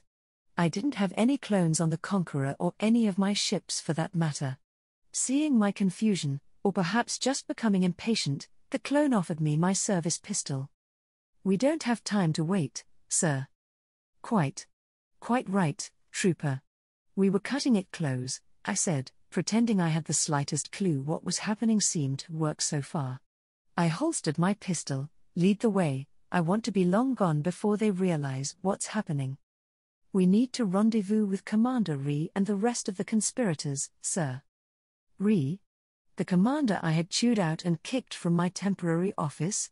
For a moment, I wondered if I had left one potential execution and wandered into another, but no, I would give her the benefit of the doubt. She had no more reason to be loyal to Rand than I did, I hoped. "Lead the way." We left the conference room, the other duo of guards lying unconscious outside. I was surprised they hadn't had time to even open their communications channels before they fell, giving some warning to the station of the betrayal. Still, I wouldn't take a gift like that for granted. The stormtroopers led the way through the station with ease, having likely been here for some time, but soon enough we ended at a mess hall. The crowd I met was a motley assortment of officers, crew members, stormtroopers, and other assorted personnel, all idly waiting in the hall. My arrival seemed to send a thrill of excitement through the group, as they began muttering and shuffling about like schoolchildren. Command Ree stood at the center of it all, her irritated expression lighting up as I stepped through the door. Within a few paces, she was in front of me, snapping a crisp salute. "Captain Tullius, sir. I got your message, we're ready to move out." I blinked, staring at her silently long enough that uncertainty clouded her face. "The one you sent to your flagship? In the TIE reinforcement report?" That. I had sent that, not that she or anyone but Skriold was supposed to read it. On that note, if Ree had seen it, then was Rand preparing to execute me in that conference room? That revelation made me much more thankful for the commander's quick actions, even if I was not forced to pretend it had all been part of my plan. "It seems my faith in you was well placed, Commander. I apologize for my earlier words, best to make Rand think I was completely isolated," I said, offering my hand to the woman. Ree almost sagged in relief, accepting my handshake with a firm one of her own. "Your message didn't lay out a plan, we were expecting a signal from the Conqueror. But, when Rand ordered his thugs to take you away, we assumed the worst." "Then it seems I owe you my life as well as my freedom," I said, this time much more willing to offer that favor. I released her and took stock of the gathered officers. "These are all of your Confederates, I take it. Have you been in contact with my ship?" "Yes, sir. Most of those here are from Death Squadron, some are officers against Rand. We put up a jamming signal the moment we began moving, so we haven't had a chance to contact the Conqueror." "Then there isn't any time to waste," I announced, drawing my service pistol for emphasis. The crowd was electrified, their own weapons coming out. "We need to get to the main docking bay before Rand's staff raise the alarm. Shoot to stun, many of those here are loyal Imperials." I did not mention that, if we started killing, Rand could just say that I was the one trying to betray the Empire, and he couldn't stop me from escaping. Despite the size of the group, myself and the stormtroopers kept the group organized. Many were non-combat personnel or ship officers, not trained for direct blaster combat. Keeping them from running around like untrained conscripts was a challenge, but BART orders kept them in line. It was like herding recruits, but the stormtroopers maintained their discipline and order. Curiously, we did not run into any security staff. What crew members we found were stunned, but the stormtroopers and Navy troopers were absent. The first sign of trouble came when the station suddenly violently shook. The lights flickered for a moment before returning in force. The reason why quickly became apparent as an alarm klaxon began blaring through the ship. A voice, panicked, filled the halls. "All hands, man your battle stations. We are under attack. All non-essential staff, report to evacuation stations immediately." I turned to look at Ree, but she just shook her head. This wasn't them. Our answer came when we passed some transparent steel windows to find the Intimidation drifting by, blasting Roth Station with its turbolasers and ion cannons indiscriminately. Clearly, its initial attacks had struck the station before its shields were up, as the shaking was minimalized. Still, the Star Destroyer was lashing out violently. It was then that I realized a slight oversight in requesting help from Skriold.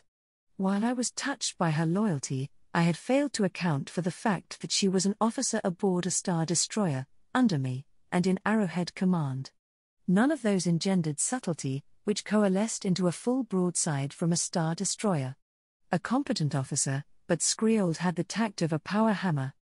The questioning and alarmed looks I received from the conspirators forced me to scramble and pretend everything was going according to some grand design. Why, yes, it was part of my plan to attack the station I was aboard. I have complete faith in my troops to not vaporize me. No, I was not screaming on the inside each time the station rocked. The next stage to Skriold's, and now my, plan promoted her subtlety to that of a detonation pack, as we found the bodies of dead Navy troopers. This, I could not defend. The loyalty of my crew is touching, if not a little overwhelming, I said, as if I were not as surprised as the conspirators were at seeing the clear battle damage. Poorly armed Navy troopers had likely been forced to contend with the Conqueror's complement of stormtroopers. It was a small mercy that the non-combatants had been sent to panic rooms aboard the station, or else this slaughter would have been even more one-sided. My stormtroopers were found at the docking bay, seemingly busy converting the room and surrounding hallways into a bunker. Webs, shield generators, checkpoints. I found Skriold at the center of it all. Where else would she be? Safe aboard the bridge? She wore armor and an army trooper officer helmet, a mismatched collection of grey and green. Still, despite everything I had seen up to this point, I was deeply relieved at her presence. "Captain Tullius, we got your message," Skriold announced, though she seemed immediately suspicious of my motley collection of followers. "We were worried we would need to fight our way through the station." "Yes, you and everyone else, for that matter. Still, you're here now," I said, still walking toward the docking umbilical. "Lieutenant, this is Commander Ree and her Confederates." She picked up my message. "Commander Ree, Lieutenant Skriold, my second. Status report?" Introductions out of the way, I needed to find out the depth of whatever Skriold had done. A favor to both officers, neither blinked at the speed at which I jumped to the next topic. "The rest of the second is holding outside the range of the station's weapon platforms. The intimidation is providing a distraction. They're still tapped into our communications channel, so they believe Miljan has gone rogue." That wasn't likely, and not just because the station's communications had been sabotaged. They weren't for long. "What about the Star Destroyers at the edge of the system?" I asked, shivering slightly at the processed air blowing in the boarding umbilical. I was always nervous crossing these, even if it was protected by the overlapping shields and armor of the station and ship. My disorganized crowd moved along behind, led by the conspirator stormtroopers, and watched hawkishly by mine. They haven't moved, likely not realizing what's happened. Skriold announced as we entered the hangar of the Conqueror, its grey interior giving me some relief. Supplies had been shunted to the sides to make room for more ground hardware to be brought forward. I wondered if Skriold had been planning a full assault on the station. "We need to get to the bridge immediately. I have a tram waiting for you, sir." I nod, making my way out of the hangar before remembering the crowd of assorted Imperials. I turned to face the group, briefly wondering what to do with them, before pointing at one of my stormtroopers. After a moment of consideration, I pointed at Ree next. "You too. Find out who among this group is originally Roth Station crew or staff and arrest them. They will be held in the detention bay until I decide what to do with them." I would not have a bunch of potential Rand loyalists wandering my ship. If Ree was concerned with betraying her Confederates, she did not show it, but I wanted to stop any dissent early. Once they are deemed loyal, they'll be added to the crew. But only then. Pleased with my decision, I turned and left with Skriold. The bridge awaited. "Captain on deck." I stepped onto the forward bridge, arms at my back as I looked over my bridge crew. Familiar faces, it was the primary rotation for combat action, the most trusted and competent of my bridge crews. I put on a stern face, though I was proud that my crew had opted to go with Skriold's mad plan to save me. A part of me wondered how many did that by choice. At ease. "Report. We are picking up chronau radiation from the edge of the system. Scanners indicate that the Inflictor and Destroyer are getting ready for an in-system jump," the scanner technician announced. "Then we aren't a moment too early," I said. "What is the Conqueror's status?" "Ion cannons are still inoperable," Maitred announced, "and we are operating at 70% TIE capacity." Not great, but it was expected. They likely hadn't loaded new TIE fighters into the ship before the intimidation opened fire, though I would have preferred all my ships be fully supplied in the lead up to our flight. Still, we were operable and could fight. The same could not be said for the eleemosynary. "Lieutenant Skriold has the con. I'm moving to the command center." "Sir." I left the main bridge in Skriold's capable hands, moving back to the rear section of the bridge with Maitred. The door closed and lights dimmed, leaving us isolated from the controlled chaos of the main bridge. The display flickered to life, I quickly messed with the controls to bring them back to my preferred settings, and in a flash, the system was arrayed before me. Sensors, mark all non-Arrowhead assets as hostile, I ordered, watching the previously green Roth station and 2 Star Destroyers quickly shift their colors. I ran a hand over my cheek, planning out my next move. I opened a communications channel with the section using my code rather than the section, something Roth probably didn't have. It was against regulation, but I didn't need Rand tracking my every movement. All ships, this is Captain Tullius, I am retaking command of the section. Intimidation, return to the fleet, combat maneuvers are approved. The communications squawked with Milgen's acceptance of the order, the large ship coming about and burning retrograde to cut its momentum. It put a lot of strain on a vessel of that size, but I needed speed in my section. All ships, plot a micro jump to the system's western egress point. Maintaining formation is not mandatory. Scriold. Get us out of here. With the inertial dampeners and amount of armor separating me from the hangar, I did not hear the station's docking umbilical tear apart. However, the hologram of the Conqueror escaped the clutches of Roth all the same. Chronow spike. The sensors officer announced, followed by Rand Star Destroyers jumping across the system. We were still well outside their effective range, but they were closing fast. Scriold brought us around Roth, using its bulk as cover from the other Star Destroyers. Even then, we wouldn't have the time necessary to plot the appropriate coordinates to jump with the rest of the fleet. Luckily, I already had an idea. Intrepid and Spite, hold position and wait for firing solutions. Intimidation, all remaining units, jump to the egress point immediately. I pointed at one of my attendants, I want firing solutions and estimate time of arrival for concussion missiles for this location here. I pointed at the hologram, the side of Roth Station where the Conqueror would appear in the line of sight of the 2 Victory is. It was a credit to the competence and discipline of my crew that, a few minutes later, a dozen red lines arched from the pair of cruisers to Roth Station. The plan was simple, the Victory is would fire their concussion missile payloads at the edge of the station. Based on their travel time, the Conqueror would go out around the other end before they arrived. The pursuing Star Destroyers would be forced to either give up the chase or run directly into a cloud of missiles. Sir, Moff Rand is on the line, one of the communications officers said uncertainly. Ignore him, I said, counting down the seconds until the perfect moment arrived. Fire now.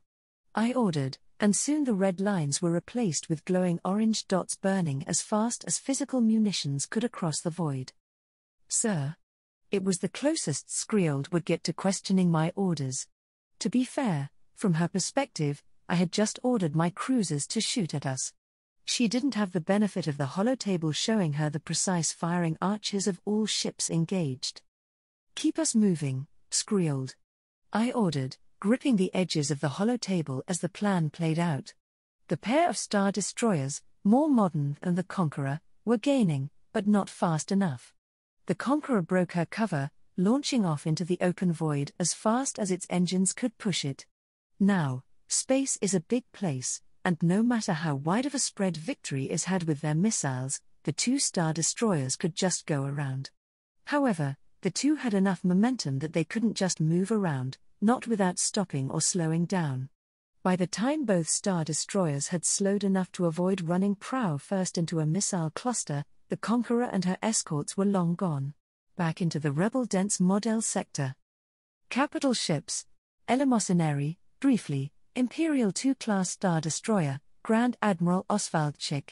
Conqueror, Imperial I-class Star Destroyer, Captain Riviger Tullius, Commander Rius Harand, Lieutenant Ashka Scriold, Chief Wyatt Drew Matred. Intimidation, Imperial I-class Star Destroyer, Commander Milgen. Cruisers. Intrepid, Victory I-class Star Destroyer, Captain Bjorn Arultron. Torment, destroyed, Victory I-class Star Destroyer. Steadfast, Victory I-class Star Destroyer, Captain Zanus. Viscount, Strike-class medium cruiser. Contester, Strike-class medium cruiser. Absolution, Strike-class medium cruiser, Lieutenant Pax. Valor, Strike-class medium cruiser, Commander Titus Kane. Frigates, Spite, Karak-class light cruiser. Lona, Karak-class light cruiser, Lieutenant Lobanik. Dugnad, Karak-class light cruiser, Lieutenant Axel Allberg. Vadser, Karak-class light cruiser, Lieutenant Svein Bergstow. Karak-class light cruiser. Corvettes. Overlord, Lancer-class frigate, Captain Forster. Justice, Lancer-class frigate, Commander Titus. Ordal, Lancer-class frigate, Commander Anders Larsen. Diligence, Lancer-class frigate. Chapter 4, Baccarat I. The flight from the Ponamar was disorganized, with ships thrown out of formation or bumping into each other. Ordinarily, I would take the time to reorganize them before making the next jump. Ordinarily, my section would not be harassed every step of the way. While Rand and his supporters had given up the moment we left the system, the rebels were an ever-present threat. At Anaj, it became clear that the Imperial fleet had already retreated from the system. In their place, a small strike force of rebel cruisers lay in wait. While we outnumbered them, I knew the rest of their force waited somewhere in the sector, so we cut our losses and continued on. This story repeated, time and again. Kina, Trindello, Ast Kikari, each system we entered saw us run back out again. Thankfully, not one rebel squadron was large enough to chase down and engage us. Indeed, I found a certain irony in the idea that my task force was likely the largest single squadron in the sector. My humor was dissipated with each jump, each failed attempt to organize, each near miss with a rebel fleet. It was good that we resupplied when we did, as I would be hard-pressed to find a single friendly port in this entire sector. The Steadfast had to play Pathfinder for the fleet, jumping into systems to ensure they were clear before we followed. The Victory class was showing its age as with every jump came another report from Zanus on one problem or another. This scouting was putting strain on its hyperdrive, but now the problem came from a lack of options. The Conqueror was no longer operating at peak efficiency, and the Intimidation was my only other capital ship in that weight class. The Strike-class cruisers were too fragile, the Lancer-class frigates too slow, and the Karak-class light cruisers lacked modern sensor suites. The great weakness of my section was made all the more apparent. Without the Conqueror or Intimidation, we were fragile and blind. Perhaps it was the stress of the last couple of weeks talking, but I had already written a very strongly worded report to send to Captain Thoth when I finally returned to the fleet. Even if I had to move the very stars themselves, I would get a Surveyor frigate or Vigil class in my section. But that was in the future. Now I needed to survive. Spite was a strong motivator, but I could not lash out or bemoan my situation. My crew continued admirably, but I feared what dissent was simmering under the surface. Skriold had likely already figured out that I had no plan, that I was jumping us blind in a direction, and the crew would be soon to follow. My strong face would keep them calm for only so long, and by that point, I hoped to have a solution. A rebel cruiser group is holding in the system. It's likely that they spotted me, but they made no move to pursue. Zanus reported, expression as grim as the news. I let out a soft breath through my nose. Another avenue closed before it had even fully opened. Short jumps until we reached the Coda Spur had been my latest plan to escape the Model sector, but the rebels were closing their grip around our throats. Unfortunately, despite its relative size, the Steadfast gave off a tremendous amount of Chronau radiation. The rebels would need to be blind to miss it, further justifying the need for an actual scouting ship. No point crying over spilt milk. I scrapped that plan and considered the next. A star map of the local sectors rotated slowly in front of me, red crosses marking rebel or hostile systems. Unfortunately, that left only the more far-fetched plans. To get back to Imperial space, I would need to take my section further. Baccarat. The edge of recorded space with little to zero information on the world itself.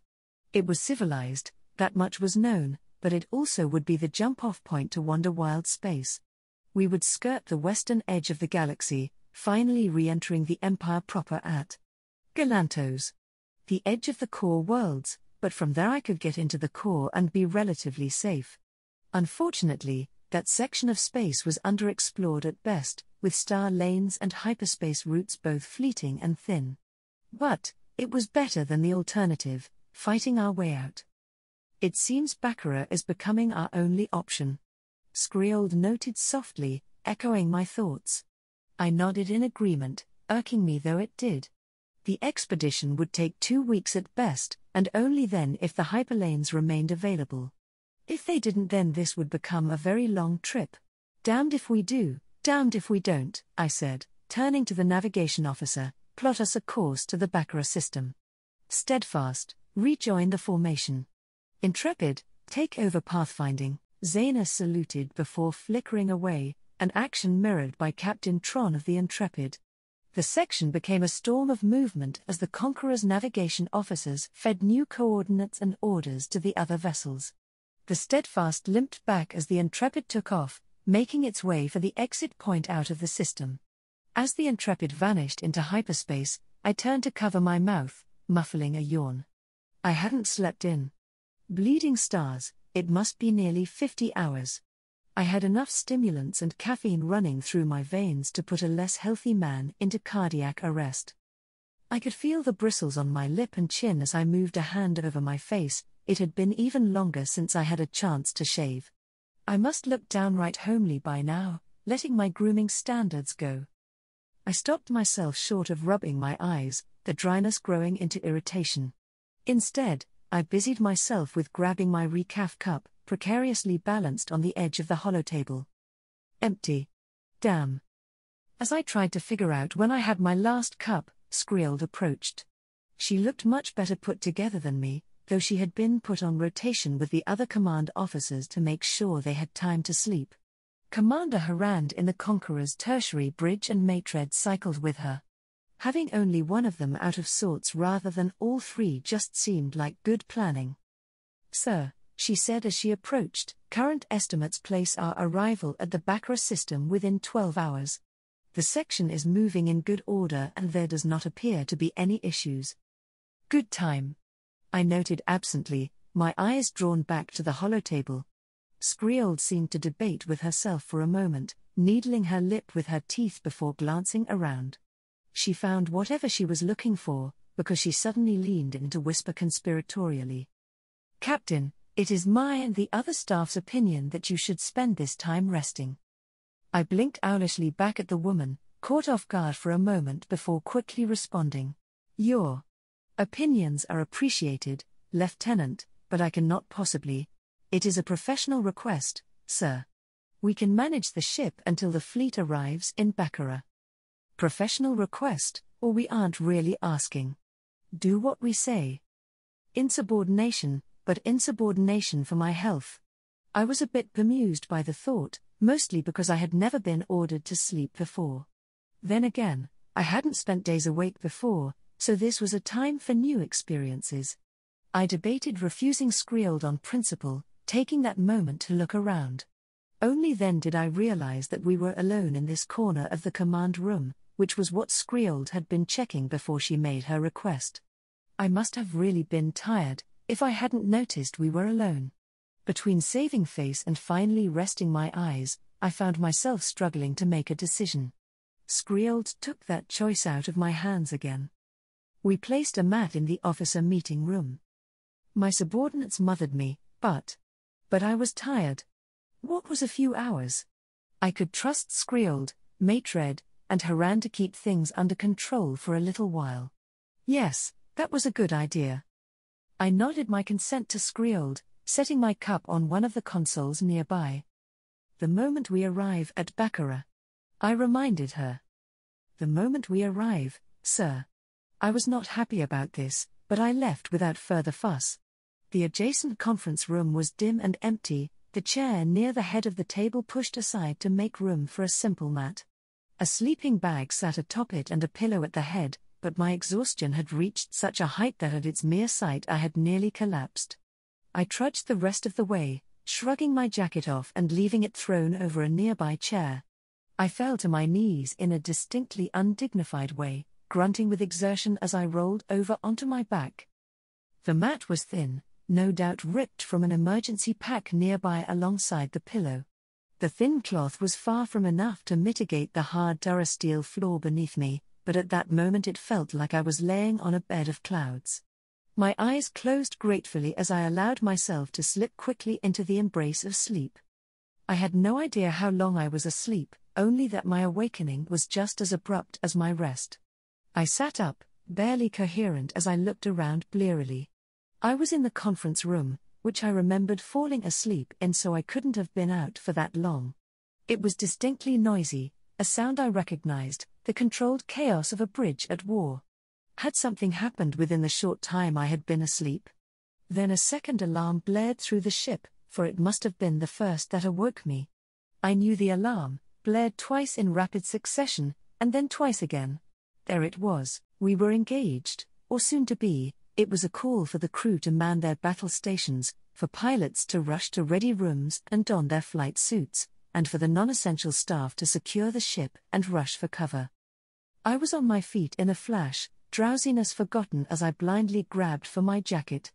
The dimmed lights suddenly brightened as the door slid open, a grey-uniformed officer standing there, white as snow. "Captain!" I heard it. I barked in response, fumbling with the buttons of my jacket as I carried my service cap under my arm. My ears had not deceived me, the twin raucous of the forward and command bridges mixed into a unique chaos, one orchestrated by a familiar but rarely seen face.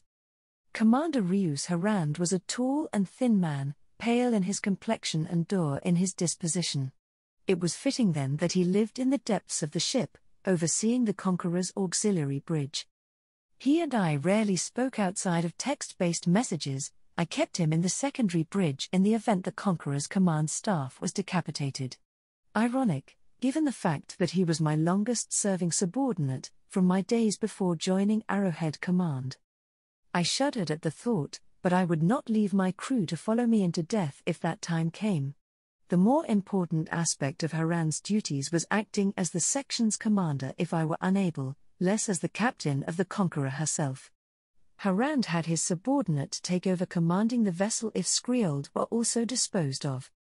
He appeared distinctly ill, though I could not tell if that was because of the situation or merely the light doing him no favors. I wagered the former, as relief fluttered onto his features the moment I stepped into the bridge. "Status report," I demanded, my voice briefly silencing the bridge before they returned to their chaos, marginally more controlled. "Captain Tullius," the weedy commander said, walking over with his hands behind his back. I met him halfway, near the holotable which drew my attention. The section was marked clearly in green, all ships accounted for down to the last Lancer. We were relatively close to a continental world, but it was there that the situation became grim. A few pinpricks of green were swarmed by a sea of red dots, what ships these local friendlies had outmatched in sheer tonnage by their opponents. I was briefly dumbstruck by what I was seeing. A collection of foreign, unfamiliar ships dotted the planet's orbit, shaped like avian beaks with massive engines at their rear. They were also bulbous, even the smallest ships were strangely distorted. Used to Imperial ships as I was, the bizarre alien vessels briefly caught me flat-footed. Just as quickly, I corrected myself and faced Harand. "We arrived in the Bakra system mere minutes ago. The world appears to be under attack by an unknown force." "Appears to be?" I repeated in my head incredulously, though I let none of that show on my face. I finished buttoning my jacket before approaching the holotable. With quick movements, my code cylinder was inserted into the table and all command of the section was rerouted back to the Conqueror. I was quick to bark out my orders, and at once my ships moved to answer. The Conqueror and Intimidation stood side by side on the same plane, facing toward the enemy across the system like knights of old, ready to meet them in a devastating charge. Our escorts arranged themselves accordingly, using the larger vessels as cover. Like a ball of durasteel, the formation would collapse when it met the enemy, but it was in that close-ranged brawl that we would find victory. This newfound confidence was surprising to me, as I had rarely thought with such certainty. After days of running like a scared Nuna, it was invigorating to finally find a problem I could deal with by turbolaser fire. These outsiders, whoever they were and wherever they came from, had made a grave error in attacking an Imperial world.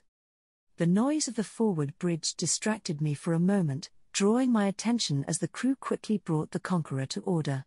Skriold would already have closed the blast doors, separating my command center from the Conqueror's direct operation. It was a reminder that she was not here now, and that the less orderly Commander Harand was in her place. My eyes drifted back to the nervous man, the way he stood slouched in the center of the forward bridge, looking every bit the worried clerk that he always had been. Harand was not a poor officer, but he was a poor combat commander. There was a reason he sat in the tertiary bridge rather than as one of my immediate aides. If my bridge was destroyed, his job was to keep the section ordered and fighting. Standing here in the personal chaos of a bridge was something Harand had little interest in, and it showed. I rarely wanted to directly control my officers, but in this instance I would remove that separation between ship and tactical command. If only to take some of that burden off of his shoulders. Navigation. Can we plot a micro-jump into the battle? I asked despite knowing the answer. No, sir. Not without a few hours of calculations at least. We can make a jump to the fourth planet, Arden. From there and at the best possible speed, we can reach Baccarat in an hour. There was no telling how long the battle had been occurring, but already the holotable was painting a grim picture. The vessels on the smaller scale were challenging to identify, barring the Imperial ships, which we were receiving transponder codes from. A single Karak-class light cruiser was the largest vessel in the system, forced into a fighting retreat against the much larger enemy cruiser. Plot that course and forward it to the section. I order, receiving a nod from the navigation officer. I turned back to Harand again, who had drifted closer to the rear bridge. You have been made aware of the Conqueror's status? I asked. Iron cannons are effectively inoperable, along with a considerable percentage of our fighter wings. Harand summarized quickly, finding confidence in reporting back to me. I nodded, though it did not diminish the place of the Conqueror in my plans. Iron cannons or not, there were few officers that would react reasonably when a Star Destroyer was charging them down. Captain Tullius, we are receiving communications from Baccarat. A status report? I assumed. Unknown, sir. We have identified one from the planet and one from the cruiser Dominant. They keep talking over each other, but I don't think they have realized it. I had little patience at the moment in dealing with a civilian government official, and I doubted they could offer any insight that the commanding officer of the Dominant did not already have. Deny communications from the surface and open a direct line to the Dominant. I ordered, and within moments the crackling voice of a man reached the rear bridge. Conqueror, this is Commander Thanas of the Dominant. You wouldn't believe how relieved we are to see you. The communication was audio only, but he sounded like a middle-aged man, his voice as exhausted and beaten down as I had felt hours earlier. Though I did feel a little foolish for my tiredness before, unlike Thanas I had not been locked in a life-or-death battle. It is good fortune then that we arrived when we did, I said, depressing a button on the central holotable to speak. My forces are preparing an in-system jump to the fourth planet, from there we will move to assist you. There was a momentary pause, long enough that I briefly wondered if we had lost connection. I nearly turned to the communications officer to ask when Thanas spoke up again, this time his voice halting and unsure. We would greatly appreciate the help, Captain. But the situation on Baccarat is difficult. I would need to report it to you directly, in private. My suspicions were immediately aroused. Rarely did an officer want to speak in private about anything good. In this situation, the secrecy bode worse, but I was not about to fight the man on the matter. I signaled to the communications officer to redirect the connection to my personal communicator. As I waited, the sensor technician approached from his seat, another bad sign, as it meant he did not want to incite a panic before I received the news. Captain, our sensors have identified several ships associated with the Rebel Alliance, namely one of the freighters. While we haven't cracked their IFF codes, it does match one of the vessels that escaped us at Endor. And that would explain the hesitation from Commander Thanas. I did not have a chance to speak to the navigation technician. The communications officer had just signaled to me, so I could only nod.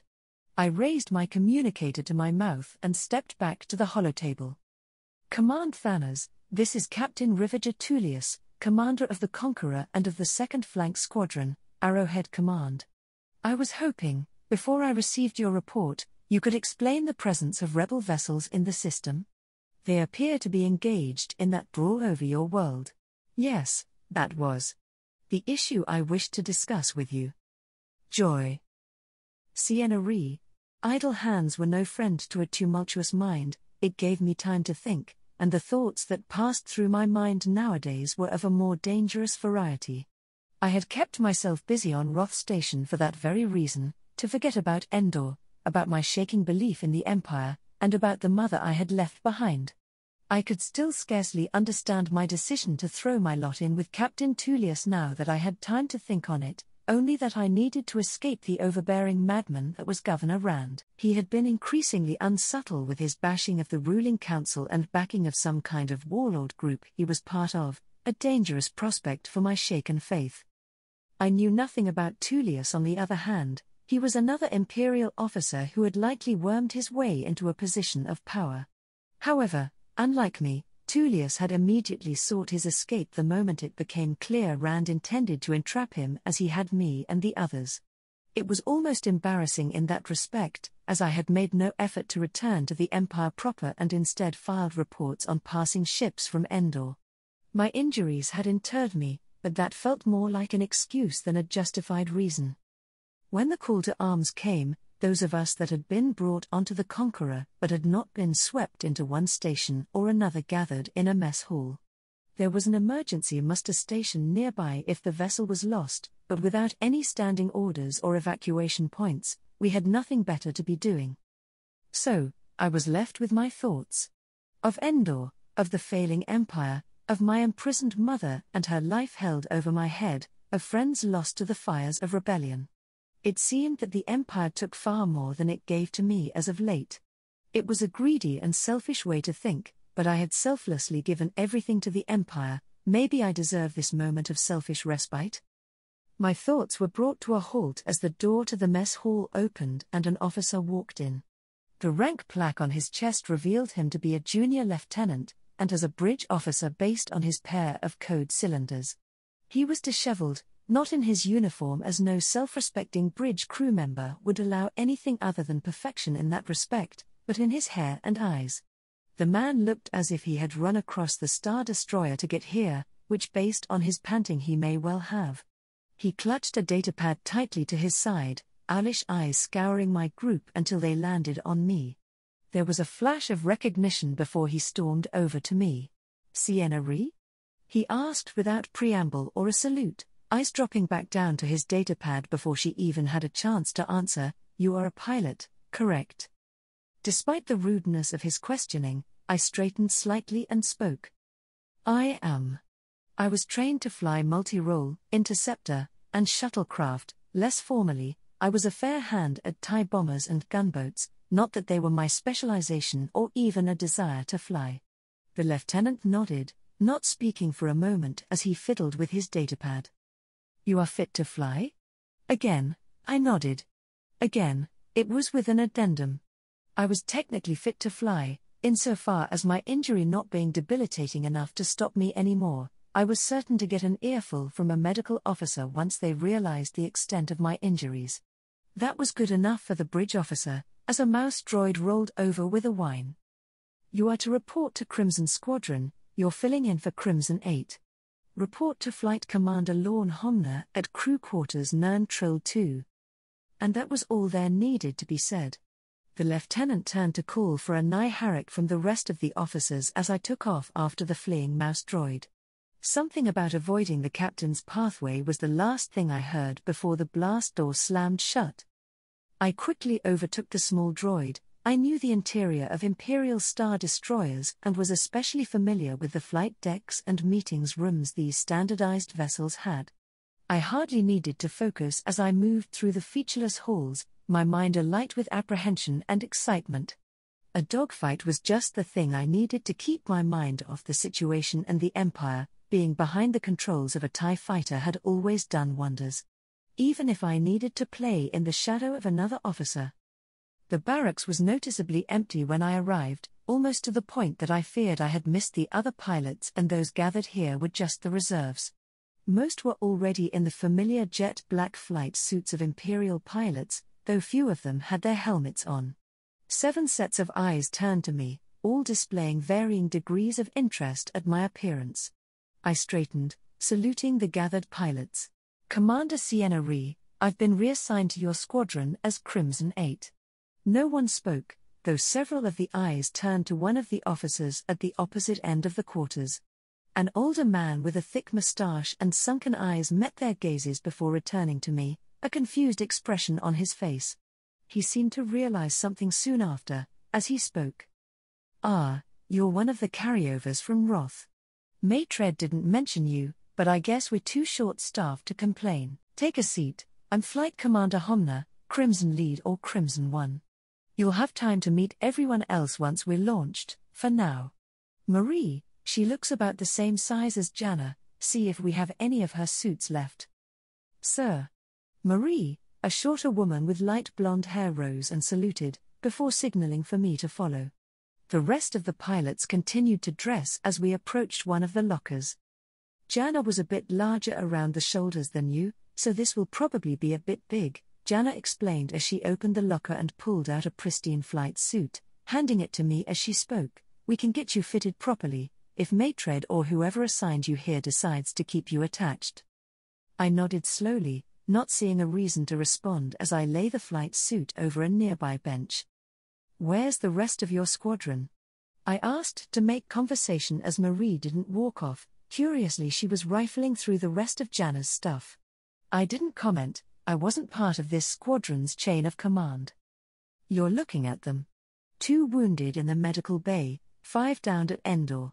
We got some of the worst, we were caught out when the rebels dropped in right on top of us." Marie spoke almost casually, though her hands tightened into fists around a graphic shirt as she spoke. I merely nodded, silently commiserating her lost comrades, having experienced it myself. Crimson 4 and 5 were part of our reserve pilots, the other 2 were absorbed into Anvil's squadron, TIE bombers.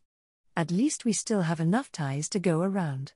"I'm Crimson 7, by the way, so I'll probably be your wingman." "I will be in your care, Crimson 7, I said, quickly removing my uniform and slipping into the flight suit. Marie, finally finished with her snooping, turned again to face me, her expression grim for a moment before splitting into a grin. "Call me Marie when we're shipside, none of that call sign stuff here." "So?" She leaned in conspiratorially. I leaned back slightly, caught off guard by the other woman's sudden change in mood and wondering if she were not a little disturbed. No, I had seen this before, the forced kind of positivity that a soldier displayed when they lost their comrades. Marie was making the best of a bad situation, and I would not stop her. "So?" I repeated, drawing out the word just as she had. Marie passed me a helmet, which I set aside as I quickly tied up my hair. "Commander Sienna Rhee? Where'd Tullius find you? And just you, not a flight?" I bit back the response that it had been I that found Captain Tullius, but I knew it was not quite true. I was reserving my opinion on the officer, as I had not yet decided if he was an omniscient commander or merely extremely lucky. My poorly planned exodus from Roth had not surprised him in the least, not unless he was a fairly decent actor. The third question was fairly obvious. It was rare for someone to reach the rank of commander and not a flight commander, or lead their own squadron. "I was in a flight," I said, "Cobalt Squadron, 3rd Interceptors, ISD Ravager. Just a regular commander right now. Don't worry, Crims Marie, this is your squad. I'll follow your lead."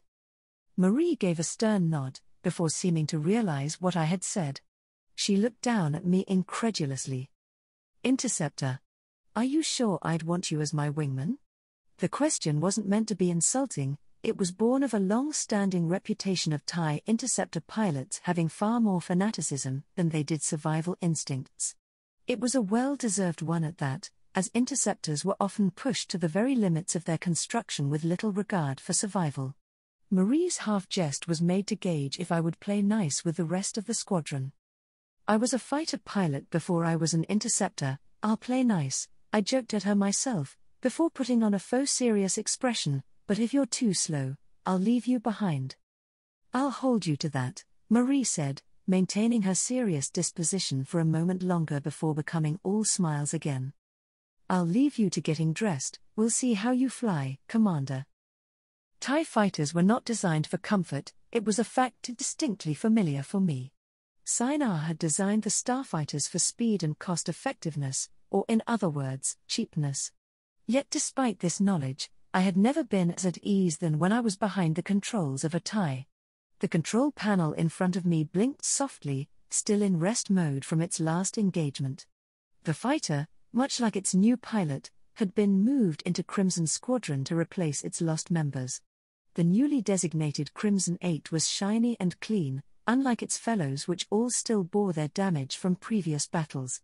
Carbon scoring and plasma scorching along their bodies that had not yet been repaired. Crimson had been mauled in their previous engagement, that much was evident, but its members remained in high spirits.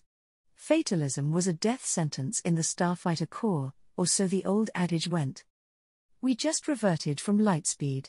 "Look alive, people, the captain is taking us right into the thick of it." I took that as a signal and began bringing the Starfighter online. My helmet went over my head, briefly blinding me before the helmet's heads-up display linked with the fighter. A full range of sight flickered to life, allowing me to see in all directions around the TIE fighter's cockpit. Status updates began appearing soon after, though I was quick to fiddle with the display until it matched my preferences. The familiar but muffled whine of the twin-iron engine came from behind me, the rumble calming my mild nerves as I fiddled with the yoke. I signaled my readiness to Crimson lead soon thereafter, one of the first to do so. As soon as we were all ready, the hangar officer sidled into our communications channel. "Crimson, this is HTC. Uploading launch path now. Lead flight will go first, followed by second flight. On my mark." True to the droning officer's words, a flight path appeared on my HUD, guiding us out. The first 4 fighters were released from their docking clamps, drifting out of the hangar before the remaining 4 of us followed.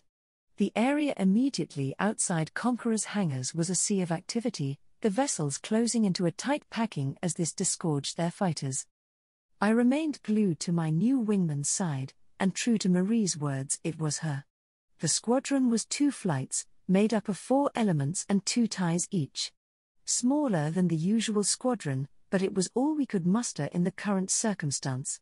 The section's complete lack of TIE interceptors, which had come as a surprise when I learned about it, meant we were probably going to be on interception duties.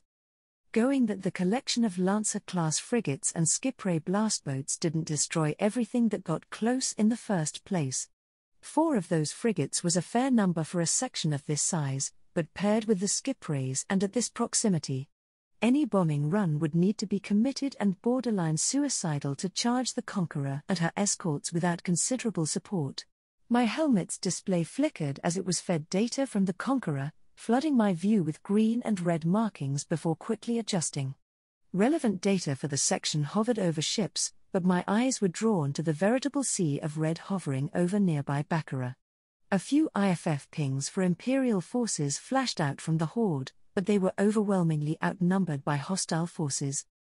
This must be what pilots felt like during the war. Marie muttered over our shared calms, and I couldn't help but agree with her. A handful of enemy cruisers and frigates carrying hundreds if not thousands of fighters, it was a doctrine that the TIE fighter was meant to combat. I absently triple-checked my blaster cannons, just to be certain they would work. "Ears open, Crimson, Homler cut off any response, we're assigned to the Conqueror. Intercept duty only, watch each other. Eyes open, Crimson 8, Tullius likes to play things close." I allowed a smirk at the man's words, taking his ribbing in stride. I already had a decent feel for how Captain Tullius fought, or so I felt. The man held a certain fearless aggression that only the insane or confident carried, and if Blitzer Hask kept him around, Tullius had to be the latter. For the first time in what seemed to be years, I felt like I was fighting on the right side of history. Serving a no-nonsense officer, fighting against an aggressive alien force attacking a loyal world, no question of who was in the right or if our foes were innocents. The approach was relatively silent, with our flight and every other making ready for a battle. I followed my own quiet ritual, my thoughts cast back to better and happier times. It was a melancholic way to prepare, but I figured it was a good way to die, thinking about loved ones past and present. The enemy, having long since noticed our arrival, had sent wave after wave of fighters in our direction, a veritable wave of blasters and metal armor. The seconds counted down as they approached. The Conqueror and her escorts suddenly slowed, letting the Lancers overtake them and create a bulwark at the front of the fleet. A few more seconds and the incoming craft passed within the range of the screening vessels. The void before us ignited as dozens of enemy fighters disappeared in an instant, caught in the wild sprays of the Lancer gun batteries. A chunk vanished from the incoming estimated force as the enemy craft made no attempt to maneuver or avoid the wall of fire they were charging into. Next was the skip rays, which ran ahead of the force and fired their payloads of proton torpedoes and concussion missiles. They retreated back to the safety of the Imperial fighter swarm as their ordnance detonated with brilliant multicolored explosions. Another chunk vanished from the number, and then they were upon us. The crush it was called, when two fighter swarms slammed into each other. It was an apt name, as we rushed to meet the enemy and keep them locked in the devastating firing arches of the Lancers. Crimson danced at the prow of the Conqueror, mopping up what fighters tried to slip past the initial friendly wave and the Lancers. I had trained against vulture droids in old simulators years ago, yet somehow this fight felt like the less real of the two. I dove down on a trio of enemy fighters moving in a wedge under the Conqueror. I squeezed out a burst of green blaster fire, watching the lead craft and one of its escorts vanish in a vibrant explosion. The remaining fighters sluggishly tried to slow down and meet me, only for Marie to finish it off with a blaster of her own fighter. Before she could, I had the chance to study the fighter. I had never seen anything like it. It was tetrahedral, flying with its apex facing forward. Two gun turrets had been visible at my approach angle, one on either visible face. If I could see the other side, I suspected there were two more. It appeared less like a fighter and more like a bunker with engines. Did it have several crew members manning gun positions? I wasn't given much time to ponder as Marie and I turned around to face another wing of fighters head-on. A burst from my blasters sent another two enemy craft into a death spiral before I was forced to break off, narrowly avoiding the escort's return fire. Marie peeled off the other way, splitting the enemy craft between us, 2 to her, 3 following me.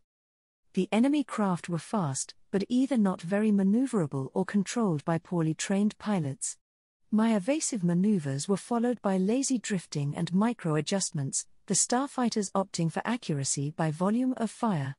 I evaded a couple of volleys, watching as bolts raced by, before I decided they were close enough. Given the speeds they were pushing, I wagered I could have just raced ahead and lost them that way, but I instead cut the TIE fighter's speed. A heartbeat later, I slammed the iron engine into a reverse thrust, redirecting its particles forward in a maneuver that would have had my old teacher red with anger. If I had been in the atmosphere, my wings would have been sheared off the fighter. Here in the void, all I felt was my harness straining to keep me seated as I suddenly reversed my forward momentum. The 3 enemy fighters flashed by, either unable to stop fast enough or not processing what I had done in time to match me.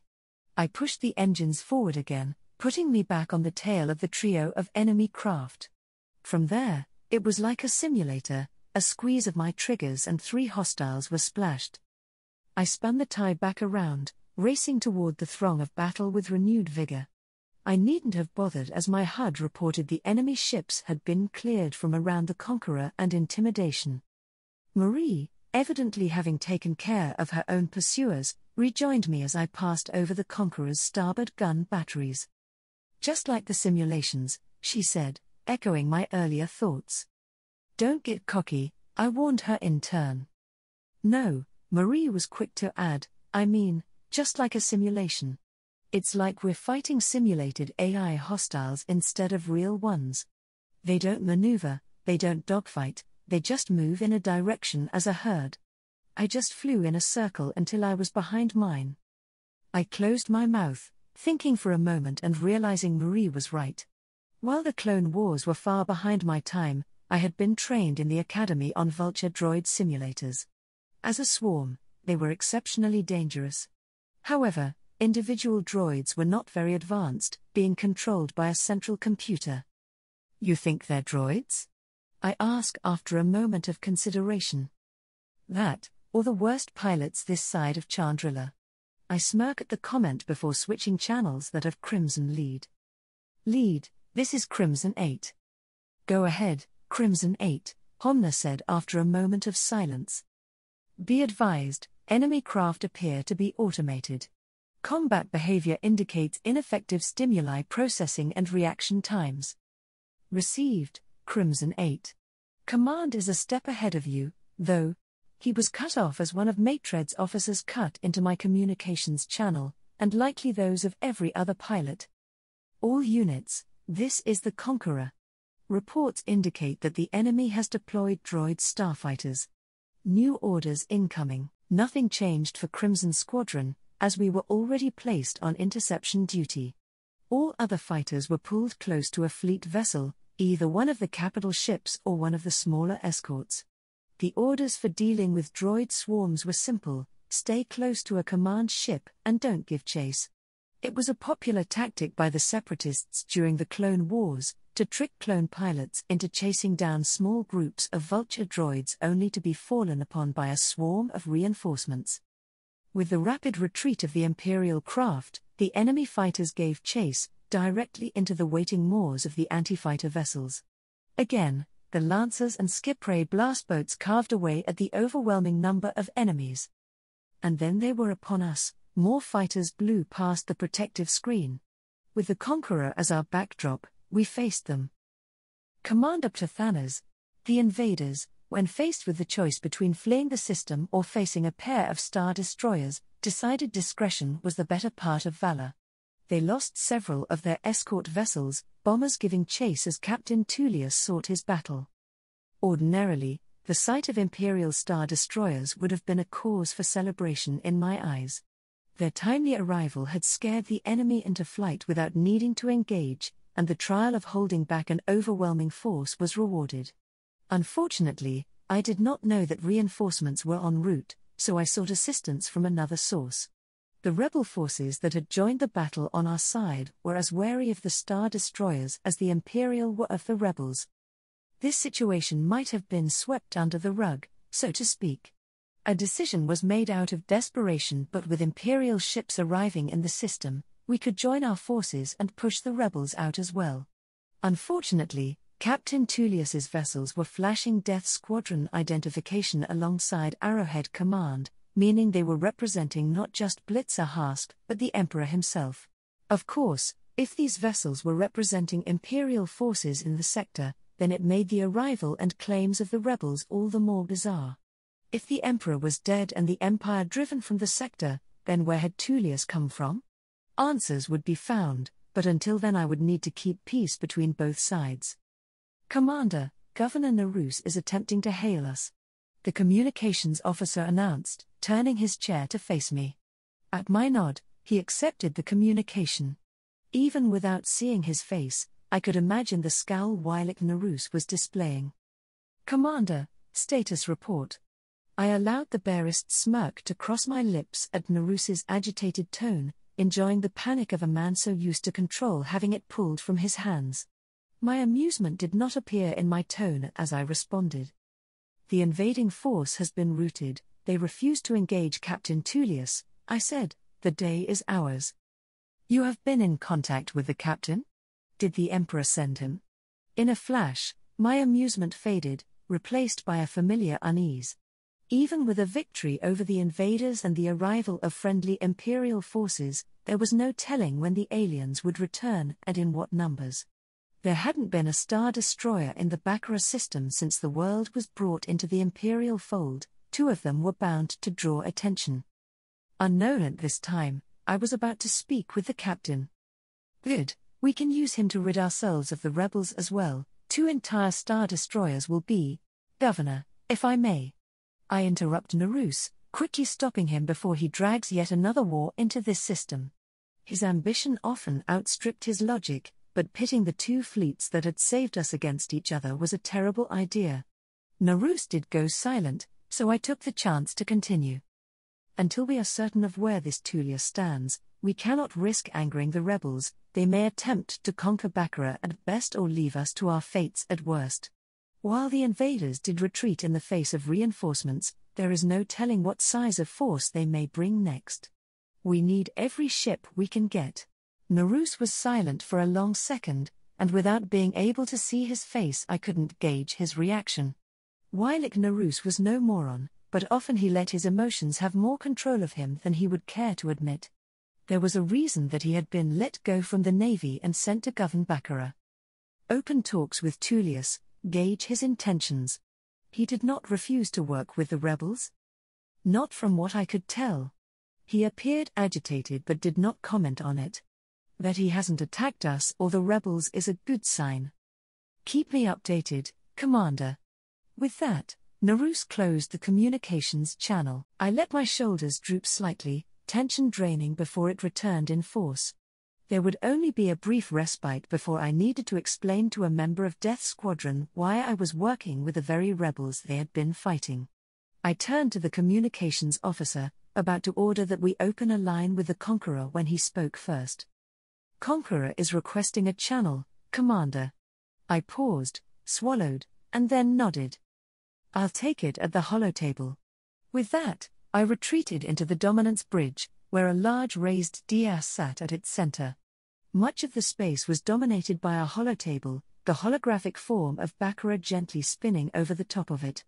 I quickly accepted the communications request with my code cylinder, and watched as the hologram of Baccara faded from view. As our previous conversation had been audio only, this was my first time seeing Captain Tullius face to face. The man's hologram flickered to life, and I was strangely disappointed. Ravager Tullius was plain, and younger than me, with neatly cropped sideburns framing a severe, but otherwise forgettable face. There was little I could find on the man that made him stand out in the slightest. He appeared of a moderate height and slim build, a dull and pristine uniform with only his rank plaque and command cylinders displayed. I had seen his sort 1,000 times before and indeed could find similar individuals on this very bridge. However, looks can be deceiving and Captain Tullius was clearly anything but plain. An officer in Arrowhead Command and then Death Squadron as well as a survivor of what appeared to have been the climactic battle at Endor, Tullius was either exceptionally lucky or very good at his job, both of which I could use. We shared a quick salute before Tullius began the meeting. Commander, Tullius greeted, your prompt response is appreciated. It appears this enemy is not as eager to face the Imperial Navy as I was led to believe. Your assistance is appreciated, all the same, Captain. Even with the forces we had present, I doubted our ability to find victory. Yes, of course, Tullius dismissed my words with a wave of his hand. I suppose that lot weren't so eager for an even fight. However, it is the composition of those vessels in your forces that concerns me now. Namely, one of them, which my staff informed me about, escaped my squadron at Endor. That made things a bit more difficult. The situation necessitated accepting their help, Captain. I began slowly, a choice I would not have made had I known Death Squadron was en route to assist. There was finally a crack in Tullius's facade, a brief glance to one side, a look of exhaustion and discomfort at my words. I fidgeted, my worst fears slowly being confirmed. Should we expect further reinforcements, Captain? I pressed, and the stone-faced Tullius recovered. I am afraid that Baccara will not be receiving Imperial reinforcements at this time, Commander. This is not something I will be discussing over an unsecured channel. Am I to assume that the governor of this world wishes to speak? Tullius's careful choice of words bode poorly. He spoke as if even his squadron was not here as reinforcements. Given that Baccara was as out of the way as one could get, I could only guess why Tullius came this way. You would presume correctly, Captain. Governor Narus has requested your presence at the capital. I must ask that you keep the peace with the rebels until this situation has been resolved. I cannot allow Baccara to become more of a war zone than it already is. It was a bold demand and not one I would make under better circumstances. Even if I were to order the full might of the Bakuran defense fleet to engage the Conqueror, it could just ignore us and chase down the rebels long before we would break her shields, to say nothing of the rest of Tullius's fleet. Tullius, to my tentative surprise, merely nodded his head in agreement. So long as they keep their peace with me. He allowed, I have no more interest in starting an unnecessary battle than you, Commander. You have my thanks. Dominant, out. The hologram of Tullius flickered and vanished, the last words I heard being for a channel to be opened with Baccarat itself. The system map reappeared soon thereafter, the mix of green ships obfuscating the reality of the situation. The rebel vessels had fled to the far side of Baccarat, separated from the Arrowhead command section. Despite Tullius's reassurance, they maintained their formation, facing Baccarat like a fleet primed for invasion. Incoming request from the Flurry, Commander. The rebel flagship. I closed my eyes and breathed in, letting out a put-upon sigh before nodding my acquiescence. The holographic Baccarat disappeared again, replaced by the visage of a woman. She cut a far sterner image than Tullius, tall, with imperious features and heavy-lidded eyes. Her uniform was imperial, or empire adjacent, in its design, a plain tunic secured at the waist by a black leather belt. Instead of a rank plaque or set of code cylinders, the rebel officer had some odd, triangular emblem over her chest that I did not recognize. Dominant, this is Captain Manchisco of the Flurry, she said as a greeting, neither of us offering each other salutes. Commander Ptithanas. I extend my thanks and those of the Empire to you for your assistance, Captain. It was only polite to thank them, but I was also genuinely thankful for their help. My words to Tullius had not been untrue. Had he never arrived, the rebels would have been the true saviors this day. My thanks did not warm the chilly expression on Manchisco's face. The pleasure is ours, Commander. The Alliance prides itself on protecting the innocent and helpless. Though I am very interested in what happens now. My superiors are interested in meeting with your government, but not if they need to worry about a star destroyer breathing down their backs. Captain Tullius has agreed not to engage your forces until he has a better accounting of the situation. I reassure her, though, it appears you already have a history together. If you can call it that. Manchisco made a face, one of such anger that I worried she would jumpstart a battle here and now. He ambushed my section at Endor. A lot of good men and women died that day. I'm not eager to add to his tally. I understood her loss, even if I was not commiserating with her. They were rebels, after all.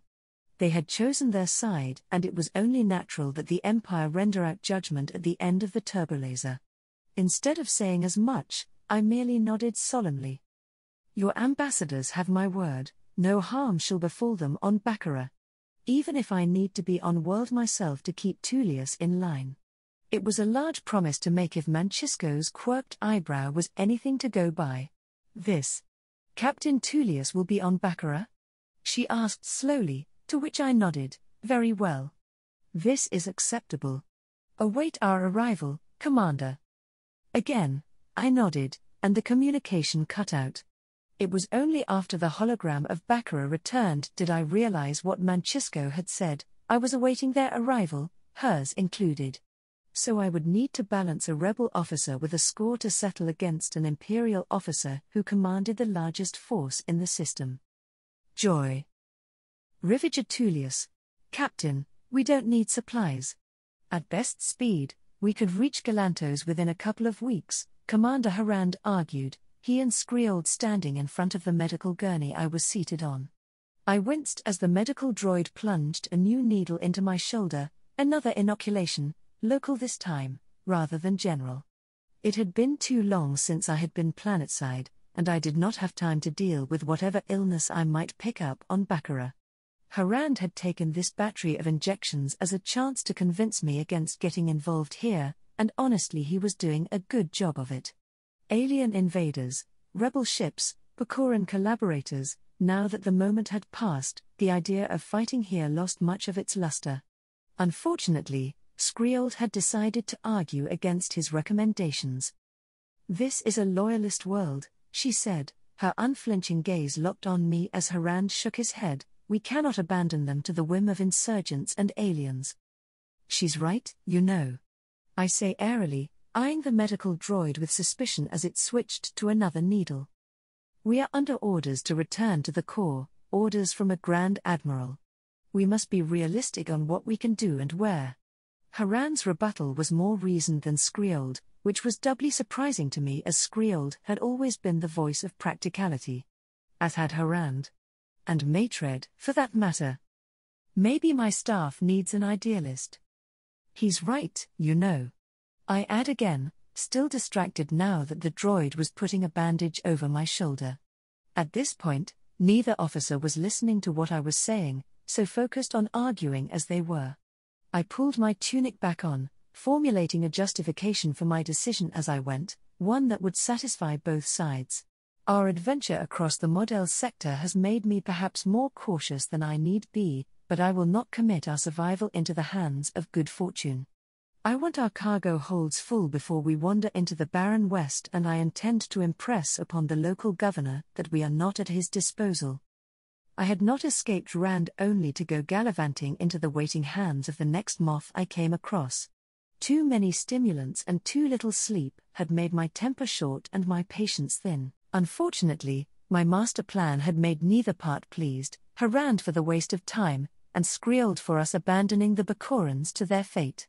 Such was life. Hopefully Maitred would agree with me, one part of the Conqueror commanding quadrumvirate on my side. "Shall I have an account made of our reserves?" Skriold asked after a long moment, her shoulders sagging somewhat. I had nearly forgotten Skriold's recent philanthropic tendencies. Vasha already seemed like a distant memory. My pocketbook felt lighter by the day, and an overhaul of the Conqueror seemed much more distant. "Of course," I said with a wave of my hand, though I very much did not want to. "Compensating the Bakorans is only natural." Skriold's eyes widened briefly before she gave a sharp nod, whatever revelation she seemed to have lost on me. Before I dismissed them, I gave the two officers their orders while I was on Baccarat itself. The section would maintain its position and formation, daring the rebels to act while awaiting a potential follow-up strike from the invaders. While I would have liked nothing more than to squash those rebels before their potential comrades could arrive, the time and resources it would take to chase them around the system made me balk. I took my personal shuttle down to the planet's surface, escorted by a cadre of the Conqueror's stormtrooper detachment. As we approached Baccarat, I had to grudgingly admit that it was a beautiful world. Near to the equator, where the seat of the planetary government was located, Baccarat was a temperate place, and one familiar to my heart. Rolling plains, dense forests, and a general lack of development reminded me of home, Naboo. I had chafed on the world during my childhood, taking the first opportunity to escape it when I was accepted into the Ariadu youth programs. Yet, as the years have passed, I long to return to my native soil and breathe in the tranquility of old Naboo. I shook my head, clearing it of such wishful thoughts. My shuttle spun about, landing at the Salas Dar spaceport. Baccarat was a young world, relatively speaking, and so its capital city still held much of that colonial aesthetic. Prefabricated structures with a lack of uniformity, but already a certain style was beginning to develop. The ramp to my shuttle opened, letting in the humid air of the world. I fought down a cough, trying to will my lungs into adapting to the atmosphere as my first two guards marched down the ramp. I followed, with two more soldiers a half-dozen paces behind me. Unlike what Rand and I had done for Chick, I was not greeted by rows of army troopers or security personnel. Men and women of varying ages, alongside a few sparse army troopers, stood just outside the landing pad's perimeter. The civilians were all dressed in more ceremonial robes or tunics, an emblem emblazoned on their left breasts where an officer would have his rank plaques. As I approached, I could make out what appeared to be the primary continents of the world surrounded by a golden wreath. Government officials, unless I were mistaken. "Captain Tullius, we welcome you to Baccarat," the frontmost official said, he and his fellows bowing to me in greeting. "I am Minister Jimus Kundatol of the Foreign Office." "The Foreign Office?" I asked before I could stop myself, taken aback. Why does an imperial governor need a foreign office to greet other imperials?